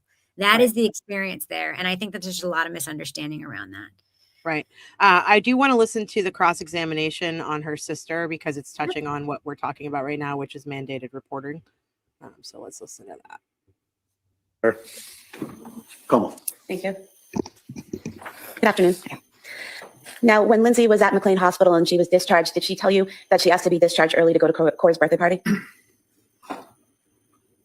I can't recall. And do you recall speaking to the police on January 25th, just a day after this all happened back in 2023? Yes.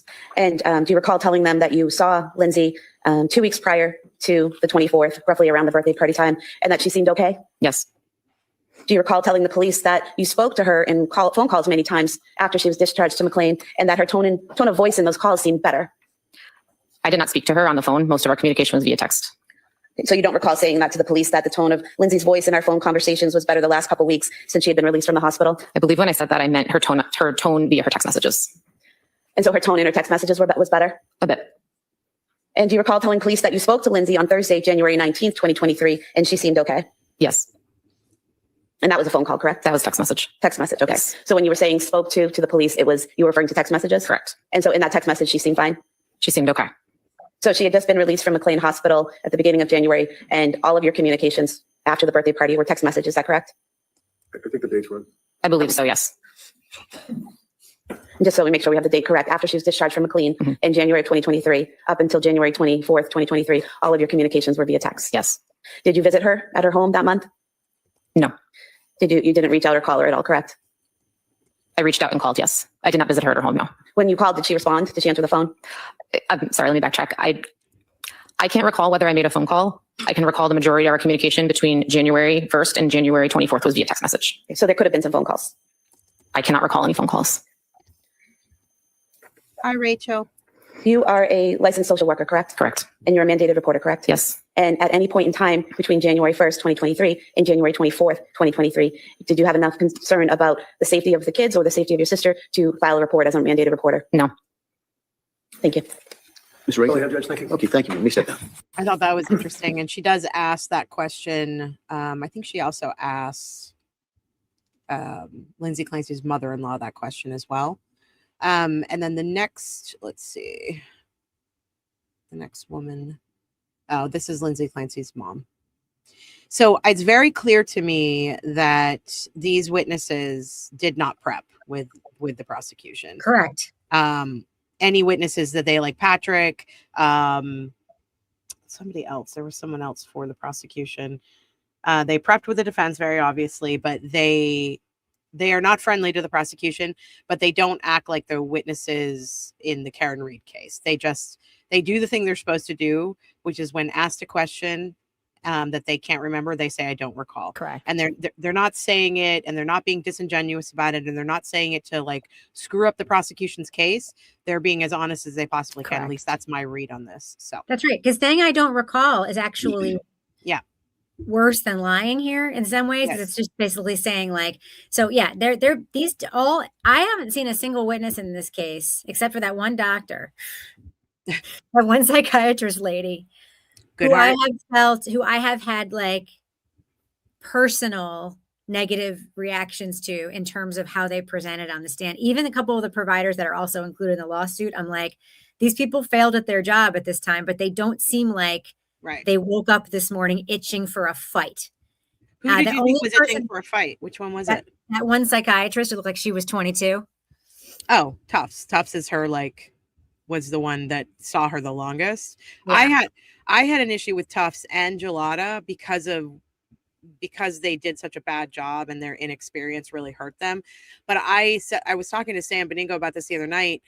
I actually had a harder time with the psychiatrist from McLean, Goodhart, the older woman, the first one they had testify before Tufts and everybody else. She had short, dark hair, older woman. She saw Lindsay for like 20 minutes at McLean, and she didn't have any kind of like good plan for her when she left. She's the woman who, when she testified for the prosecution, she said, you know, we gave her resources and we sent her away with good information. And when Reddington asked her what the resources was, she said she told Lindsay to go to psychologytoday.com. Yeah. This is a psychiatrist. No, I know it was bad. She did a bad job, but she didn't. I don't feel like she waited. She woke up that morning itching to punch him. Yes. And there's a difference between people being honest about their failures, even if it makes them look bad, and people and, you know, earnestly being honest about their failures, and not even if they don't categorize them as a failure. Like I think about some of the cops in the Karen Reed case who just like did what they did because that's what they always do, and they just said what they did. And it's like, all right, well, you're like a lab person, you know what I mean? Right. It's like you did what you did with what they gave you, right? Yeah. If the lab people had gotten up and been like, you know, had acted like a diva, that would be a different story. So, right. Okay. So this is Lindsay's mom. Let's listen to what she has to say. Sure. Correct? Yes. You've been here for every day for the trial. Is that correct? Yes. I have a few questions for you. Obviously, you tell us about Lindsay when she was a kid. Was she a good kid, good student, that type of thing? She was a very good kid and an excellent student. Very excellent student all through school, through high school, college. Yes, excellent. Ever been in trouble, you know, law enforcement or schools or discipline or anything? No. Were you aware of her husband, Pat? Yes. And obviously, you know when they got married, when they were dating and things of that nature, right? Went to the wedding, obviously? Yes. Fair to say that you were close to your daughter and Pat? Yes. And you knew, obviously, the grandchildren? Yes. Tell the jury how you interacted and felt about your grandchildren. I love my grandchildren with all my heart. And you never know what it's like to love a grandchild until you become a grandmother. And it was the most beautiful thing. I love them with all my heart. Now, did you have occasion to see how Lindsay reacted and treated her kids as a mother? Yes. And granted that you're her mother, so you're obviously biased. Tell the jury what observations you made of Lindsay as a mother through the years after Cora was born, and then Dawson, and then, of course, baby Callan. Lindsay was a very loving mother. She was dedicated to her children. She was a fun mother. She was always doing things for her kids. She always wanted to be a mother, have many children, and I felt it was the best thing that ever happened to her. And she would do anything for her children. She was just a loving mother. Now, in 2022, Calvin was born. Is that correct? Yes. Did you stay in touch with Lindsay and Pat during that period of time, the spring into the summer of 2022? Yes. And how often would you see them or talk to them, or what would you do? You go to cookouts or you have parties? Or how would you socialize?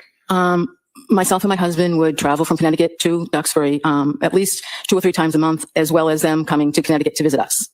And would you agree that in the summer, for example, of 2022, that Lindsay and Pat were active with the kids and we're pretty happy? Very happy, yes. Did you observe in the summer of 22 any changes at that point in her personality and the way she was acting with her friends in society? In the summer, no. And they were having a fairly good summer. Yes. Did you notice at some point a change in Lindsay's demeanor? Yes. Tell the jury when that was. It was sometime probably around the 2nd week of October. What happened that you noticed? I noticed that she had become very anxious. She told me she was anxious about going back to work because Callan was having trouble taking a bottle and she didn't feel right about leaving him. And as a result of that, did she tell you that she was going to put off going back to work? Yes, she told me she was applying for an extension. Now, did you know at that point that she was going through any issues involving depression or anxiety or having any suicidal ideation or anything like that? At that point, no. At what point, if any, did you become aware that your daughter was suffering from this symptomology? In late October. And how did that come about? She sent me a text message. And do you recall when that was? Yes, that was on October 20th. Now, Your Honor, the government has introduced into evidence the entire of the phone dumps, if you will, and I think they put it on a disc, and it's probably thousands of pages. But I do have the text thread that deals with that time frame in October. I'd like to offer that. Good for you, Franklin. It's apparent what I'm referring to, rather than having to search through thousands of pages of disc. I just want to break in and say thank you to our lovely Rachel, who is super, super, super generous and sent over $150 tip. Rachel Bezos over there. Jesus. She's so lovely. Thank you, Rachel. Thank you so much. Sad I missed you guys live yesterday. Going to catch up now on those streams, but had to give my little breadcrumb to ensure you guys continue to bring laughter and light to the YouTubes. You're lovely. Thanks, Rachel. You're the best. Well, you know what I mean. Okay, back to it. Yes.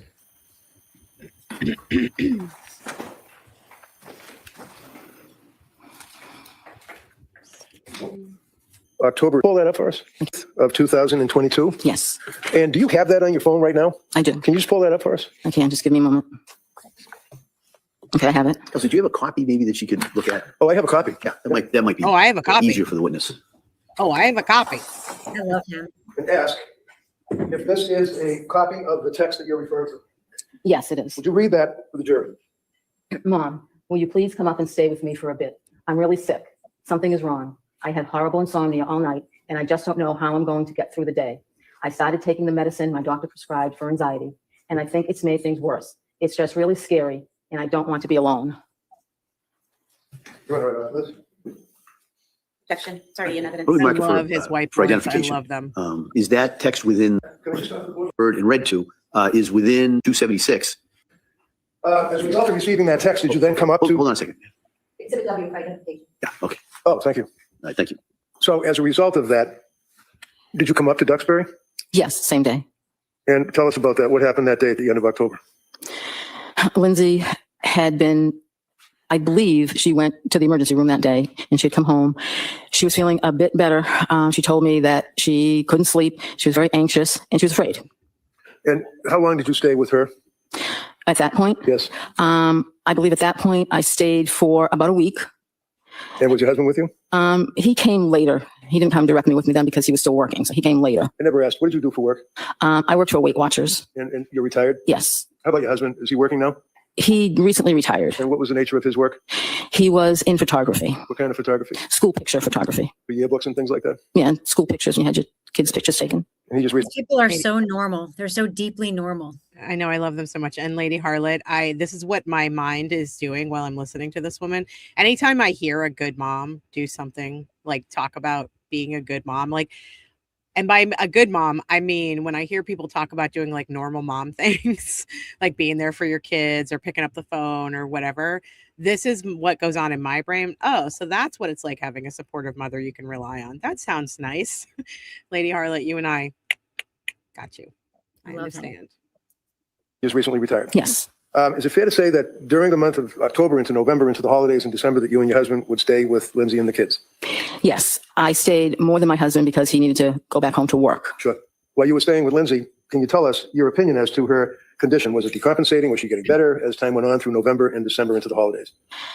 Through November into December, it was not getting better into the holidays. And you knew she was on medication at that point? Yes. You knew she was seeing doctors at that point? Yes. So tell us, is there an incident that came to your mind that you recall that occurred on one evening that indicated to you how seriously she was suffering? There were many. One particular evening that was disturbing to me was that, I mean, she was afraid to be alone, and she actually asked if she could sleep with me. When was that? That was late November, early December. And did she indeed So sleep with you tragic. on that occasion? She did. Continuing on through the holidays, did you guys get together for the holidays, Christmas or Thanksgiving, if you recall? Yes, I was down there probably most of December through Christmas Eve, and then I left on Christmas Eve to come home to see my other daughter and her family, and then Lindsay actually came to my house later the day on Christmas Day. Was she with Pat? Yes. Okay, and the kids? Yes. During that period of time, did you make further observation as time went into January? Oh, back it up. At some point, she voluntarily went into McLean Hospital? Yes. You knew that? Yes. How did you know that? What I was there. do you mean you were there? I was at Lindsay's house staying with them. You take care of the kids? Yes. And it's fair to say that Pat's parents, mom and dad, also stepped up taking care of the kids, helping out during this period of time? They were there, I guess, when we weren't there. I didn't really see them, but. Right, because you guys would be different time frames. Right. But you all were pulling together as a family, is that Right. correct? January, leading up to January 24th. Do you recall, and can you tell the jurors what, if any, observations you made of Lindsay and her condition? Lindsay had lost a lot of weight. She had become, during this whole time, paranoid about different things that really she shouldn't have, really weren't logical to become paranoid about. She would mention that this wasn't her mind. She would say to me, this isn't me. I've never been like this before. And I would agree because she wasn't. She was attempting to go through the motions of her day, take care of the kids as best she could. She didn't want to drive. This is interesting. So at times when Pat didn't go pick the kids up at school, I would drive Lindsay to pick the kids up at school because she was afraid to drive. Did she express to you concern that in this time frame that people at the school, teachers and other people would be able to know what she was thinking and would think that she wasn't a good mother because she was sick? Yes. She said, the school knows something's going on because I'm not driving my car. They see that I'm not driving my car to pick the kids up. Do you recall at the end of January that she made a statement to you about the medication, in her opinion, what it was doing to her mind? Yes. What did she say? She said that she couldn't remember anything. The medication was pretty much just destroying her mind, and it wasn't her. She said, this isn't me. I just want to feel better and enjoy my kids again. Now, I'm surprised they're not objecting to that as hearsay. Well, she can speak to how she perceived something. She can't speak to, this is her mother. So that's hearsay is like the weird thing where it's like, you can't speak to somebody else's state of mind, but you can speak to your own. And she's just telling her what she told her. Right. So it's interesting to me. I know that this is difficult in December.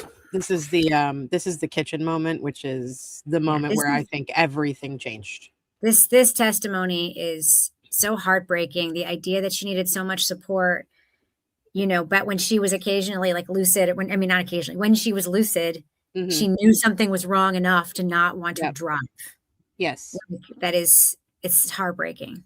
And she was also paranoid that the people at the school were either judging her or they knew that she was sick because her mother was driving her to pick up the kids. Yeah. And it's interesting. I'm just going to say, I think the word heartbreaking is super overused. I see it used all the time by true crime people who are like, that's so heartbreaking. It's like, no, it's not. This is actually heartbreaking. This actually is heartbreaking. This rises to that level, in my opinion. Oh, show. All right. So this is a really important moment. And in my opinion, this is when things drastically changed for this family. Of 2022. Do you recall the time that you were in the kitchen with Lindsay and Patrick and she made a statement about her state of mind to her husband, Pat, and you were there? Yes. I know it's difficult. Just tell us what you remember. I remember her being very nervous. I remember her saying, I just have to tell you guys something. And then she told us. What did she tell you? She told us that she had thoughts of harming the children. Thank you very much. All right, let me just check and see what Bo Peep is going to do here. You would have thought that the prosecution would have asked her to say that. Yeah. Yeah. You know, talk about like, obviously it speaks to postpartum psychosis and her not being in control. It obviously speaks to that. But the prosecution's theory is, sure, she may have had all these feelings, but she didn't want the kids. So blah, blah, blah. Like their theory, although their theory does seem to keep changing. Yeah. The cross-examination is lame. They literally they keep pushing this narrative that Lindsay was feeling better. She said she was feeling better. She was happy. She was laughing with her therapist. And they've been pushing this for 14, 15 days now. And they try to do it again with her mom. Like, there were text messages between the two of you where Lindsay reported feeling a little better, a little bit better, sleeping decently, going to the gym, and taking the kids to the Museum of Science in Cape Cod. They have, throughout this witness testimony, have hammered home that she went to the museum with the kids and Patrick, and that she went to the Cape Cod and it was the water park with Patrick and the kids. And that meant that she was cured, I guess.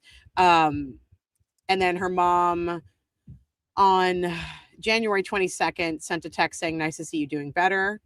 And that Paula, her mom, was testifying that she was trying to encourage Lindsay to keep her from despairing. But it wasn't an accurate reflection of Lindsay's internal struggle. I did want to bring up, sometimes on the recross, Reddington sort of goes in for it. So let me see. Not that far. Not that far. Oh, there we are. Okay. At some point, she voluntarily went. And then Lindsay actually came to my house later the day on Christmas Day. Was she with Pat? Yes. Okay, and the kids? Yes. Oh, wait, maybe there was a break During that here. So hold on.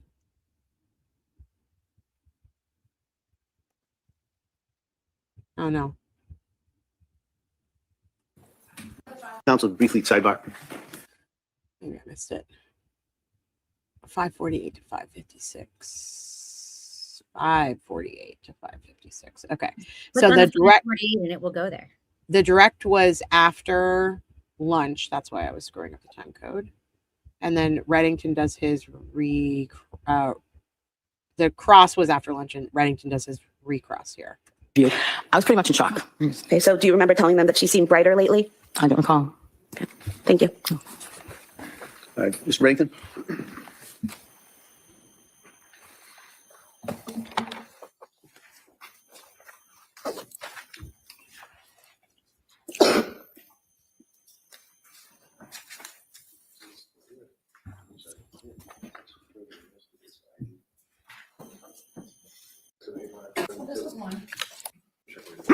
District Attorney stood up and said to you that I had introduced into evidence and showed you Exhibit 276, which would be a list of text dated on October 19th. Do you remember that? It was the black one. It was the copies. It wasn't green. You know that this was introduced into evidence?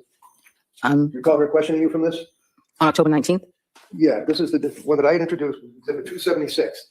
And the date would be October 19th, your text thread. Oh, yes, I'm sorry. And then she said, well, there's something missing, and went up and said to you, this text, which would be 277. Do you recall that? I'm going to show it to you.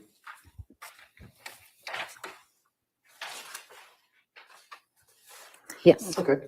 So what I had introduced was a text thread from October 19th up through and including October 20th. Is that fair to say? Right there? Yes. Okay.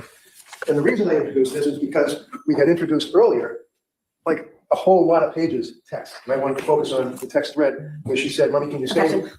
Sustained. So when the district attorney suggested that there's something missing, like I left it out or something, is it fair to say that Exhibit 277 is a totally different date? Look at the date. What is the date that the DA is talking about? You see it on there? He's so funny. 1023. 1023. It has nothing to do with the text thread that I introduced, right? It's a day or two after that, right? Right.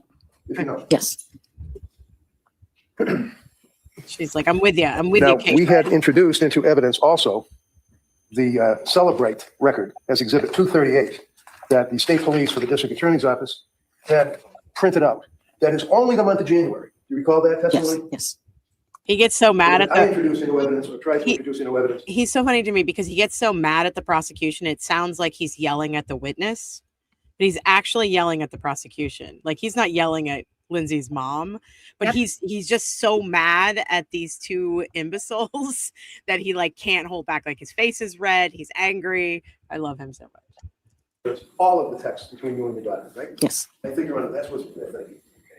This was, I attempted to introduce it, it was objected to, I believe, and it was marked for identification. I would now like to reoffer this in its entirety. I see counsel sidebar, please. Oh my God. They're just like, what is he doing? He thinks he owns this courtroom. Stephanie said, people that say they don't truly understand the ups and downs of depression. I have moments where I laugh and hours later just cry for no reason. Absolutely. Jessica, when I was in minimal postpartum depression, I acted like nothing was wrong because I was scared I would have to go to the hospital. Nobody knew, but mine was not too intense. Yeah. I mean, and think about if you're a nurse, like people are going to be worrying about if you can take care of your patients, which they should be worried about that, you know? Paps, I'm going to say thank you for saying this. There aren't a lot of people who can be this honest about what they used to think and how they've changed their opinions and their minds over time. So I really appreciate this kind of honesty. And I love it when people evolve and change. So this makes me really happy. And I want to read it out And for everybody. learn. And learn. Papster Steve said, I used to think that Black/Latino people were not telling the truth about how they were treated by police, doctors, etc. This, along with Karen Reed, has put everything in perspective. Thank you for saying that. I think it's super important. And that's why these cases are so important, because like Rebecca and I have said many, many times, these are privileged white women on trial for murder, and they're being railroaded. They have the power. They have the power Yeah. to change the minds of other privileged white people about these issues. Yes. Yep. And that is why they are important. Every And time I Paps, watch, we're so glad to have you here. We're so glad you're Yes. here.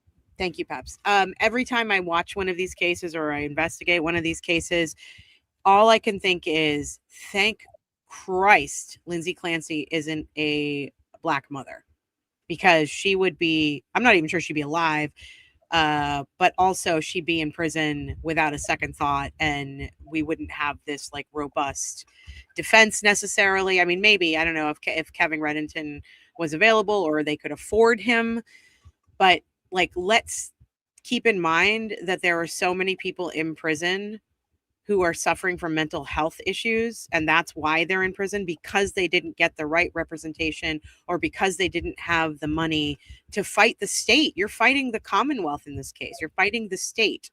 I mean, if you look at even take Turtle Boy's case, he is a privileged white man who is middle class in Massachusetts, and he is having to shell out like $1 million to fight charges that should never have been brought against him in the first place. And that's terrifying to me. Like, they use, as much as we accuse people of weaponizing the court system, like Jess Machado or like Lauren Matthias or like, you know, Meredith O'Neill, those kind of people, we accuse them of weaponizing the court system. But sometimes it feels to me like the court system is all, the state is also weaponizing its own court system against its citizens. And that's a terrifying place to be, because you're fighting against the entire state.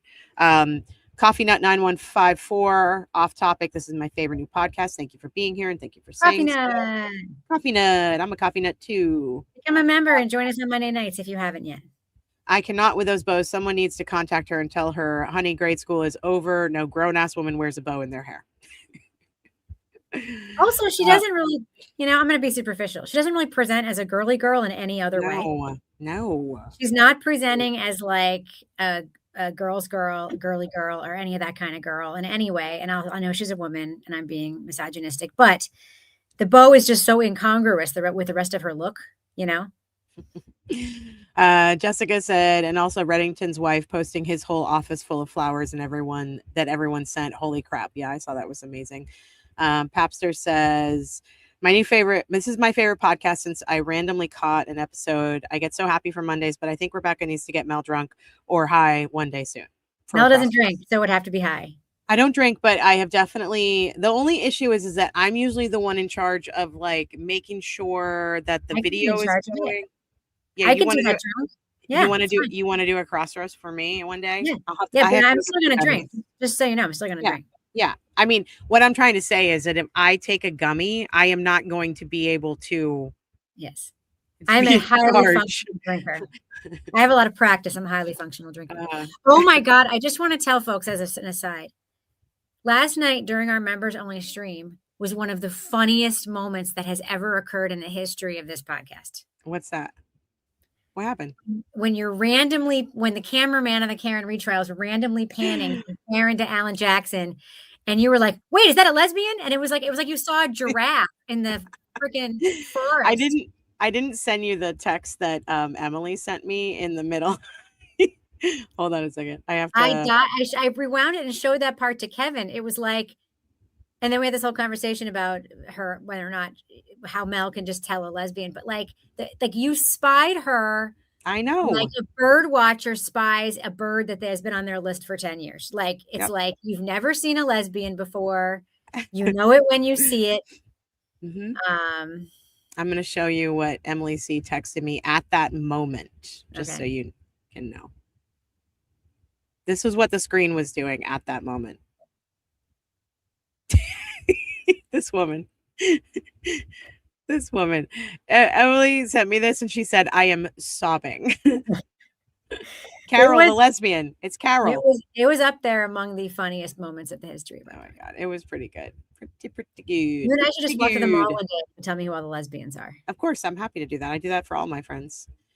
Okay. Let's get back to this.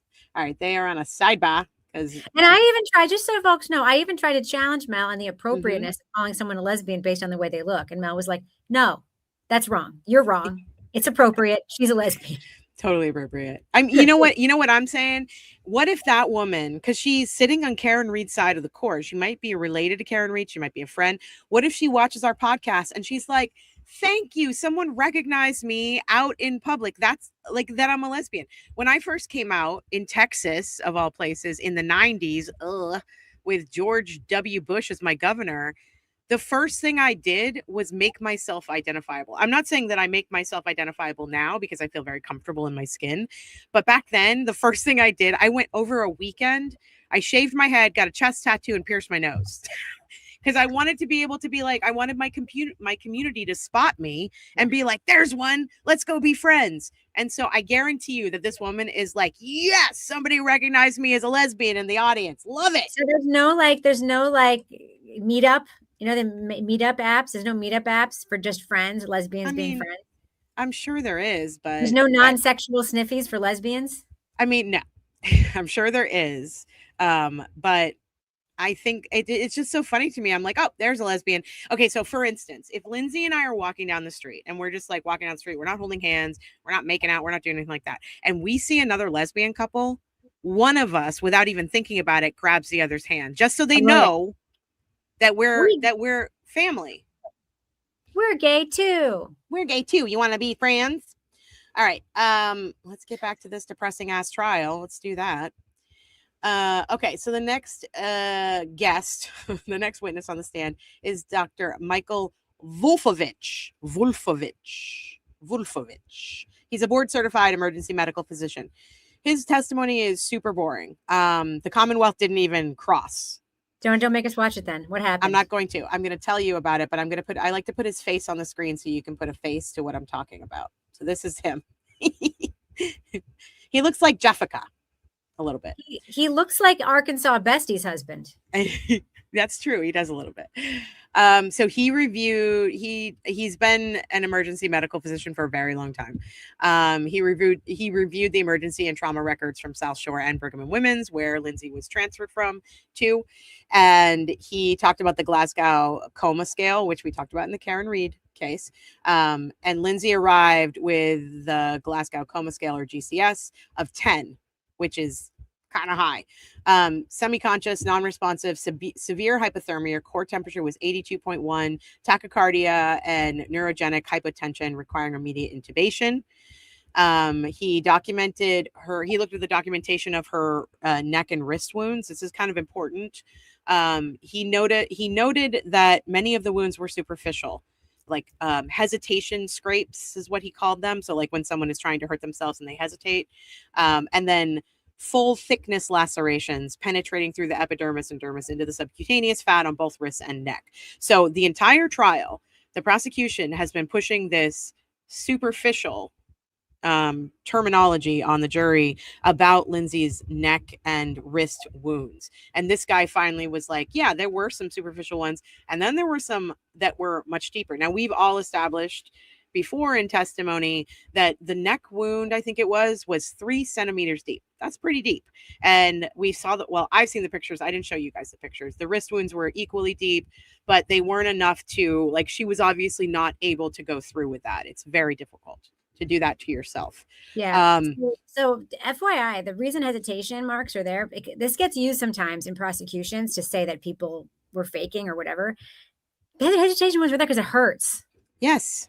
Your brain tells you to stop. Your brain tells you to stop. It is very difficult to hurt yourself. Like, that hurts. It actually hurts. It's actually harder to hurt yourself than it is to get hurt by an external thing.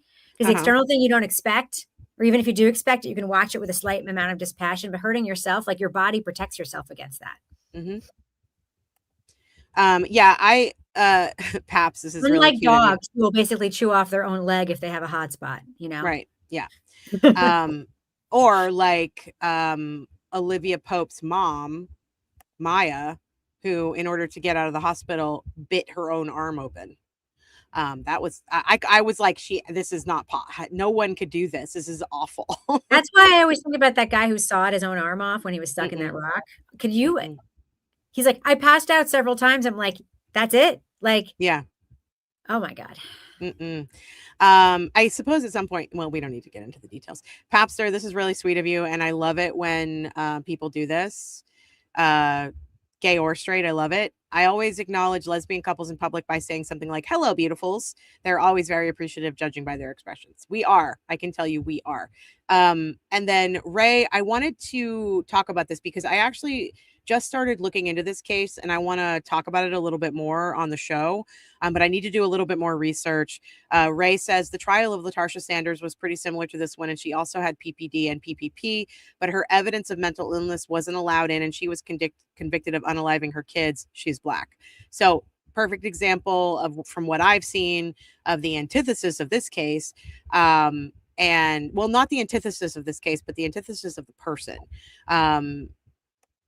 And by that, I mean Black versus white, because I think the jury is going to feel sorry for Lindsay. And I feel like the judge, so far from what I've read in LaTarsha Sanders' case, the judge not allowing in the mental illness stuff was really detrimental to her case. But as far as I've understood, they're retrying it, right? Like they've reversed the conviction and they're going to have another trial. Is that, tell me if I'm right about that. I've just gotten into looking into it. So yes, superficial is a medical term, like that. They're trying to sway the jury by using the term superficial, and it's not going to work after this doctor, as far as I understand it. All right, and then he went through his husband. After this, he went through the spinal trauma, the C1 burst fractures, C4 fractures, and multiple thoracic fractures caused by blunt impact. So that's what Dr. LaPosada is going to be testifying to. If they get her up, I don't know if they have. They're supposed to be bringing her in via Zoom today, and she's supposed to be talking about the diver's injury. And finally, Michael Wolfowitz talked about when Lindsay Clancy coded, when she had complete cardiac arrest, requiring 2 rounds of CPR, bilateral chest tubes, and 600 cc's of blood for a massive blood transfusion. And that was it. And then I did find it a little bit telling that the Commonwealth didn't question this guy. I think that he combated all of their testimony, and I was shocked that they didn't want to talk to him. I know that LaPosada is testifying now, or just did. I'm curious to know how they handle her as well. I mean, there's nothing they could ask him that would help. Literally nothing. No. What could you possibly ask him that would help? Got me. So I'm going to. Doctor, sir? Yes. Yes. Okay. I'm an emergency. Yeah. I'm not saying they should have, but I just find, I mean, like, it's the first time I think they've waived any kind of like redirect or cross. Yeah. I can't wait to see LaPosada, and Jess says it's so funny, which I can't even imagine what that means, but I'm very excited about it. Yeah. So back to Latarsha for just a minute. Ray says, I believe so. Yes, that reversal and or retrial ruling happened recently, very possibly because of the trial, but I'm not positive. So I'm going to look into it, and we might do a special stream about Latarsha's case. It's very similar to this one. The second that La Posada goes on the screen, we will crack up, apparently. I can't wait. Well, I've seen it. I've seen the visual. It's very funny. I cannot wait. So that's all we had for day 14. It was kind of boring. But you know, today I have to say, just from what I've seen so far, is so much better than yesterday. You mean more interesting, not better. Let's be considerate. Sure, it's more interesting. It's more interesting because I really, really, really like this doctor they have testifying before La Posada.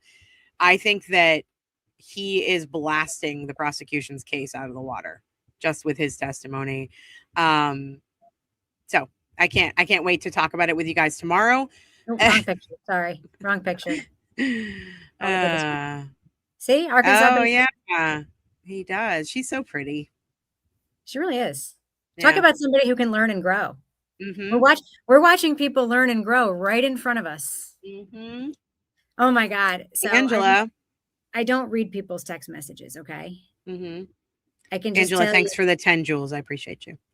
I can just tell you, but I had a funny text message with Aiden Carney. And the gist of his thing was that I was telling him how much that I think his streams about Jess are really interesting, but watching Jolene watch his streams is gold. And he said he feels so conned, you know, basically like she hit it so well. And I'm like, no, she didn't. No, she didn't. I'll read my own text. She really didn't. You could just see past her. You could just see past her quote loyalty. It's not your fault. She's a love bomber. That's the problem. Like, we have to think of the lore of Turtle Boy and Jess Machado, because the issue is that he was in prison, right, and she was the only one interested in necessarily in writing a story about him. And so she contacted him in prison. And when you're in prison, or you're in jail, I should say, like, anybody wanting to show you love, show you affection, show you support, write about your story. Like, I'm very cognizant of this when I talk to people that I am investigating their stories or their trials. I'm very cognizant of the fact that to them, I am this outside touchstone who believes in them or supports them, Your or potential lifeline. Mm-hmm. And so that was how Jess Machado first made contact with Aiden. And because of that, I think he felt like tied to her and needed to defend her because she was one of those people who came to him in prison. His support and his endorsement of her is what made other people support and endorse her, like in that friend group, right? Like, and, you know, she can be very funny, and like she has some good qualities. And I just want to say, for the record, I know this is not a stream about Jess Machado, but I just want to say for the record, I am team Jack. I don't think a young man coming in and yelling at his mom when she's live streaming is a sign of her being a bad parent or him being a bad kid. He's begging her to get off the internet is what's happening. Yeah. And also, Jack seems like a very hard worker. So I'm team Jack. I am just on this little transition that we're talking about right now. I am incredibly disturbed that some of the people in the Bunyan verse are trying to report Jolene's husband to ICE. That's what they say. You mean Jolene's husband, the American citizen who was born in the United States? Who's an ICU nurse. He happens to have brown skin. And then these people cry like babies if you point out that they're being racist. They cry like babies. Why would anybody say I'm racist? I don't know, because you use the word ICE in the same sentence as a man only because he is brown skinned. Like, it's wild. I'm really bothered by it. I'm really disturbed by it. I shouldn't be. I would expect that of these Karens who get on the phone and call ICE about, like, the stories that are really bothering me right now are the people who have hired someone to do work like landscaping or rebuilding their house or, you know, doing their driveway, and they wait until the like $20,000 job is done and then refuse to pay and call ICE on these people. Like, what are we doing in this country, you guys? You cannot weaponize ICE against someone's husband because you don't like what she's saying about you on the internet. Oh, you can, because they're doing it. I don't know if they're actually doing it. They're saying that they're going to do it. Yeah. Anyway. On that note, this was fun having you here with us, I'm so and glad I could join. I'm sorry my audio isn't as good as usual, but there's nothing I can do about it except bring a microphone to work, which I can do and keep forgetting to do.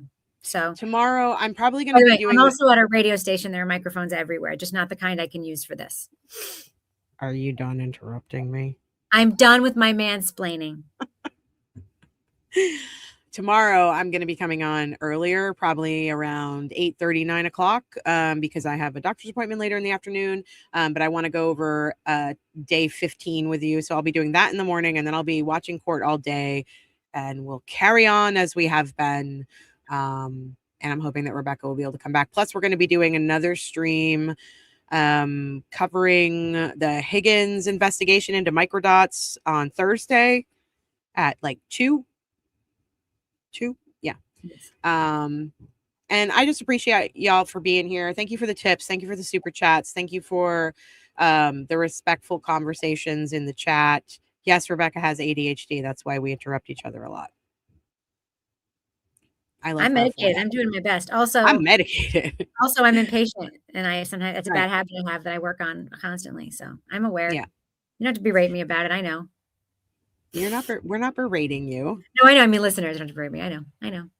And Lady Arlette is just asking, and she's right. She happens to be right. Oh, you do have the best lighting at home. That's true. Okay. Love you all. I will catch you on the flip side. If anything crazy happens, Rebecca and I will come on if we can. But until tomorrow morning, I will see you later. And thank you for being here. Thanks for your hard work, Mel, on this case and everything else. Thank you, Rebecca. You're the best. Bye.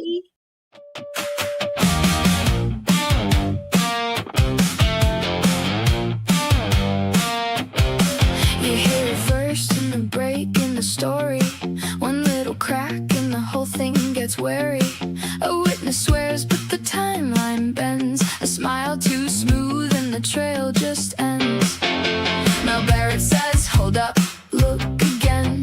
Rebecca Lavoie follows every thread. If it feels too neat, then it's not the truth. There's a shadow line running through the room. Something's off, something's off. You can feel it in the bones. Something's off, something's off. When the facts won't come home. Something's off, something's off. And the case won't stay in place. Something's off. We're the ones who chase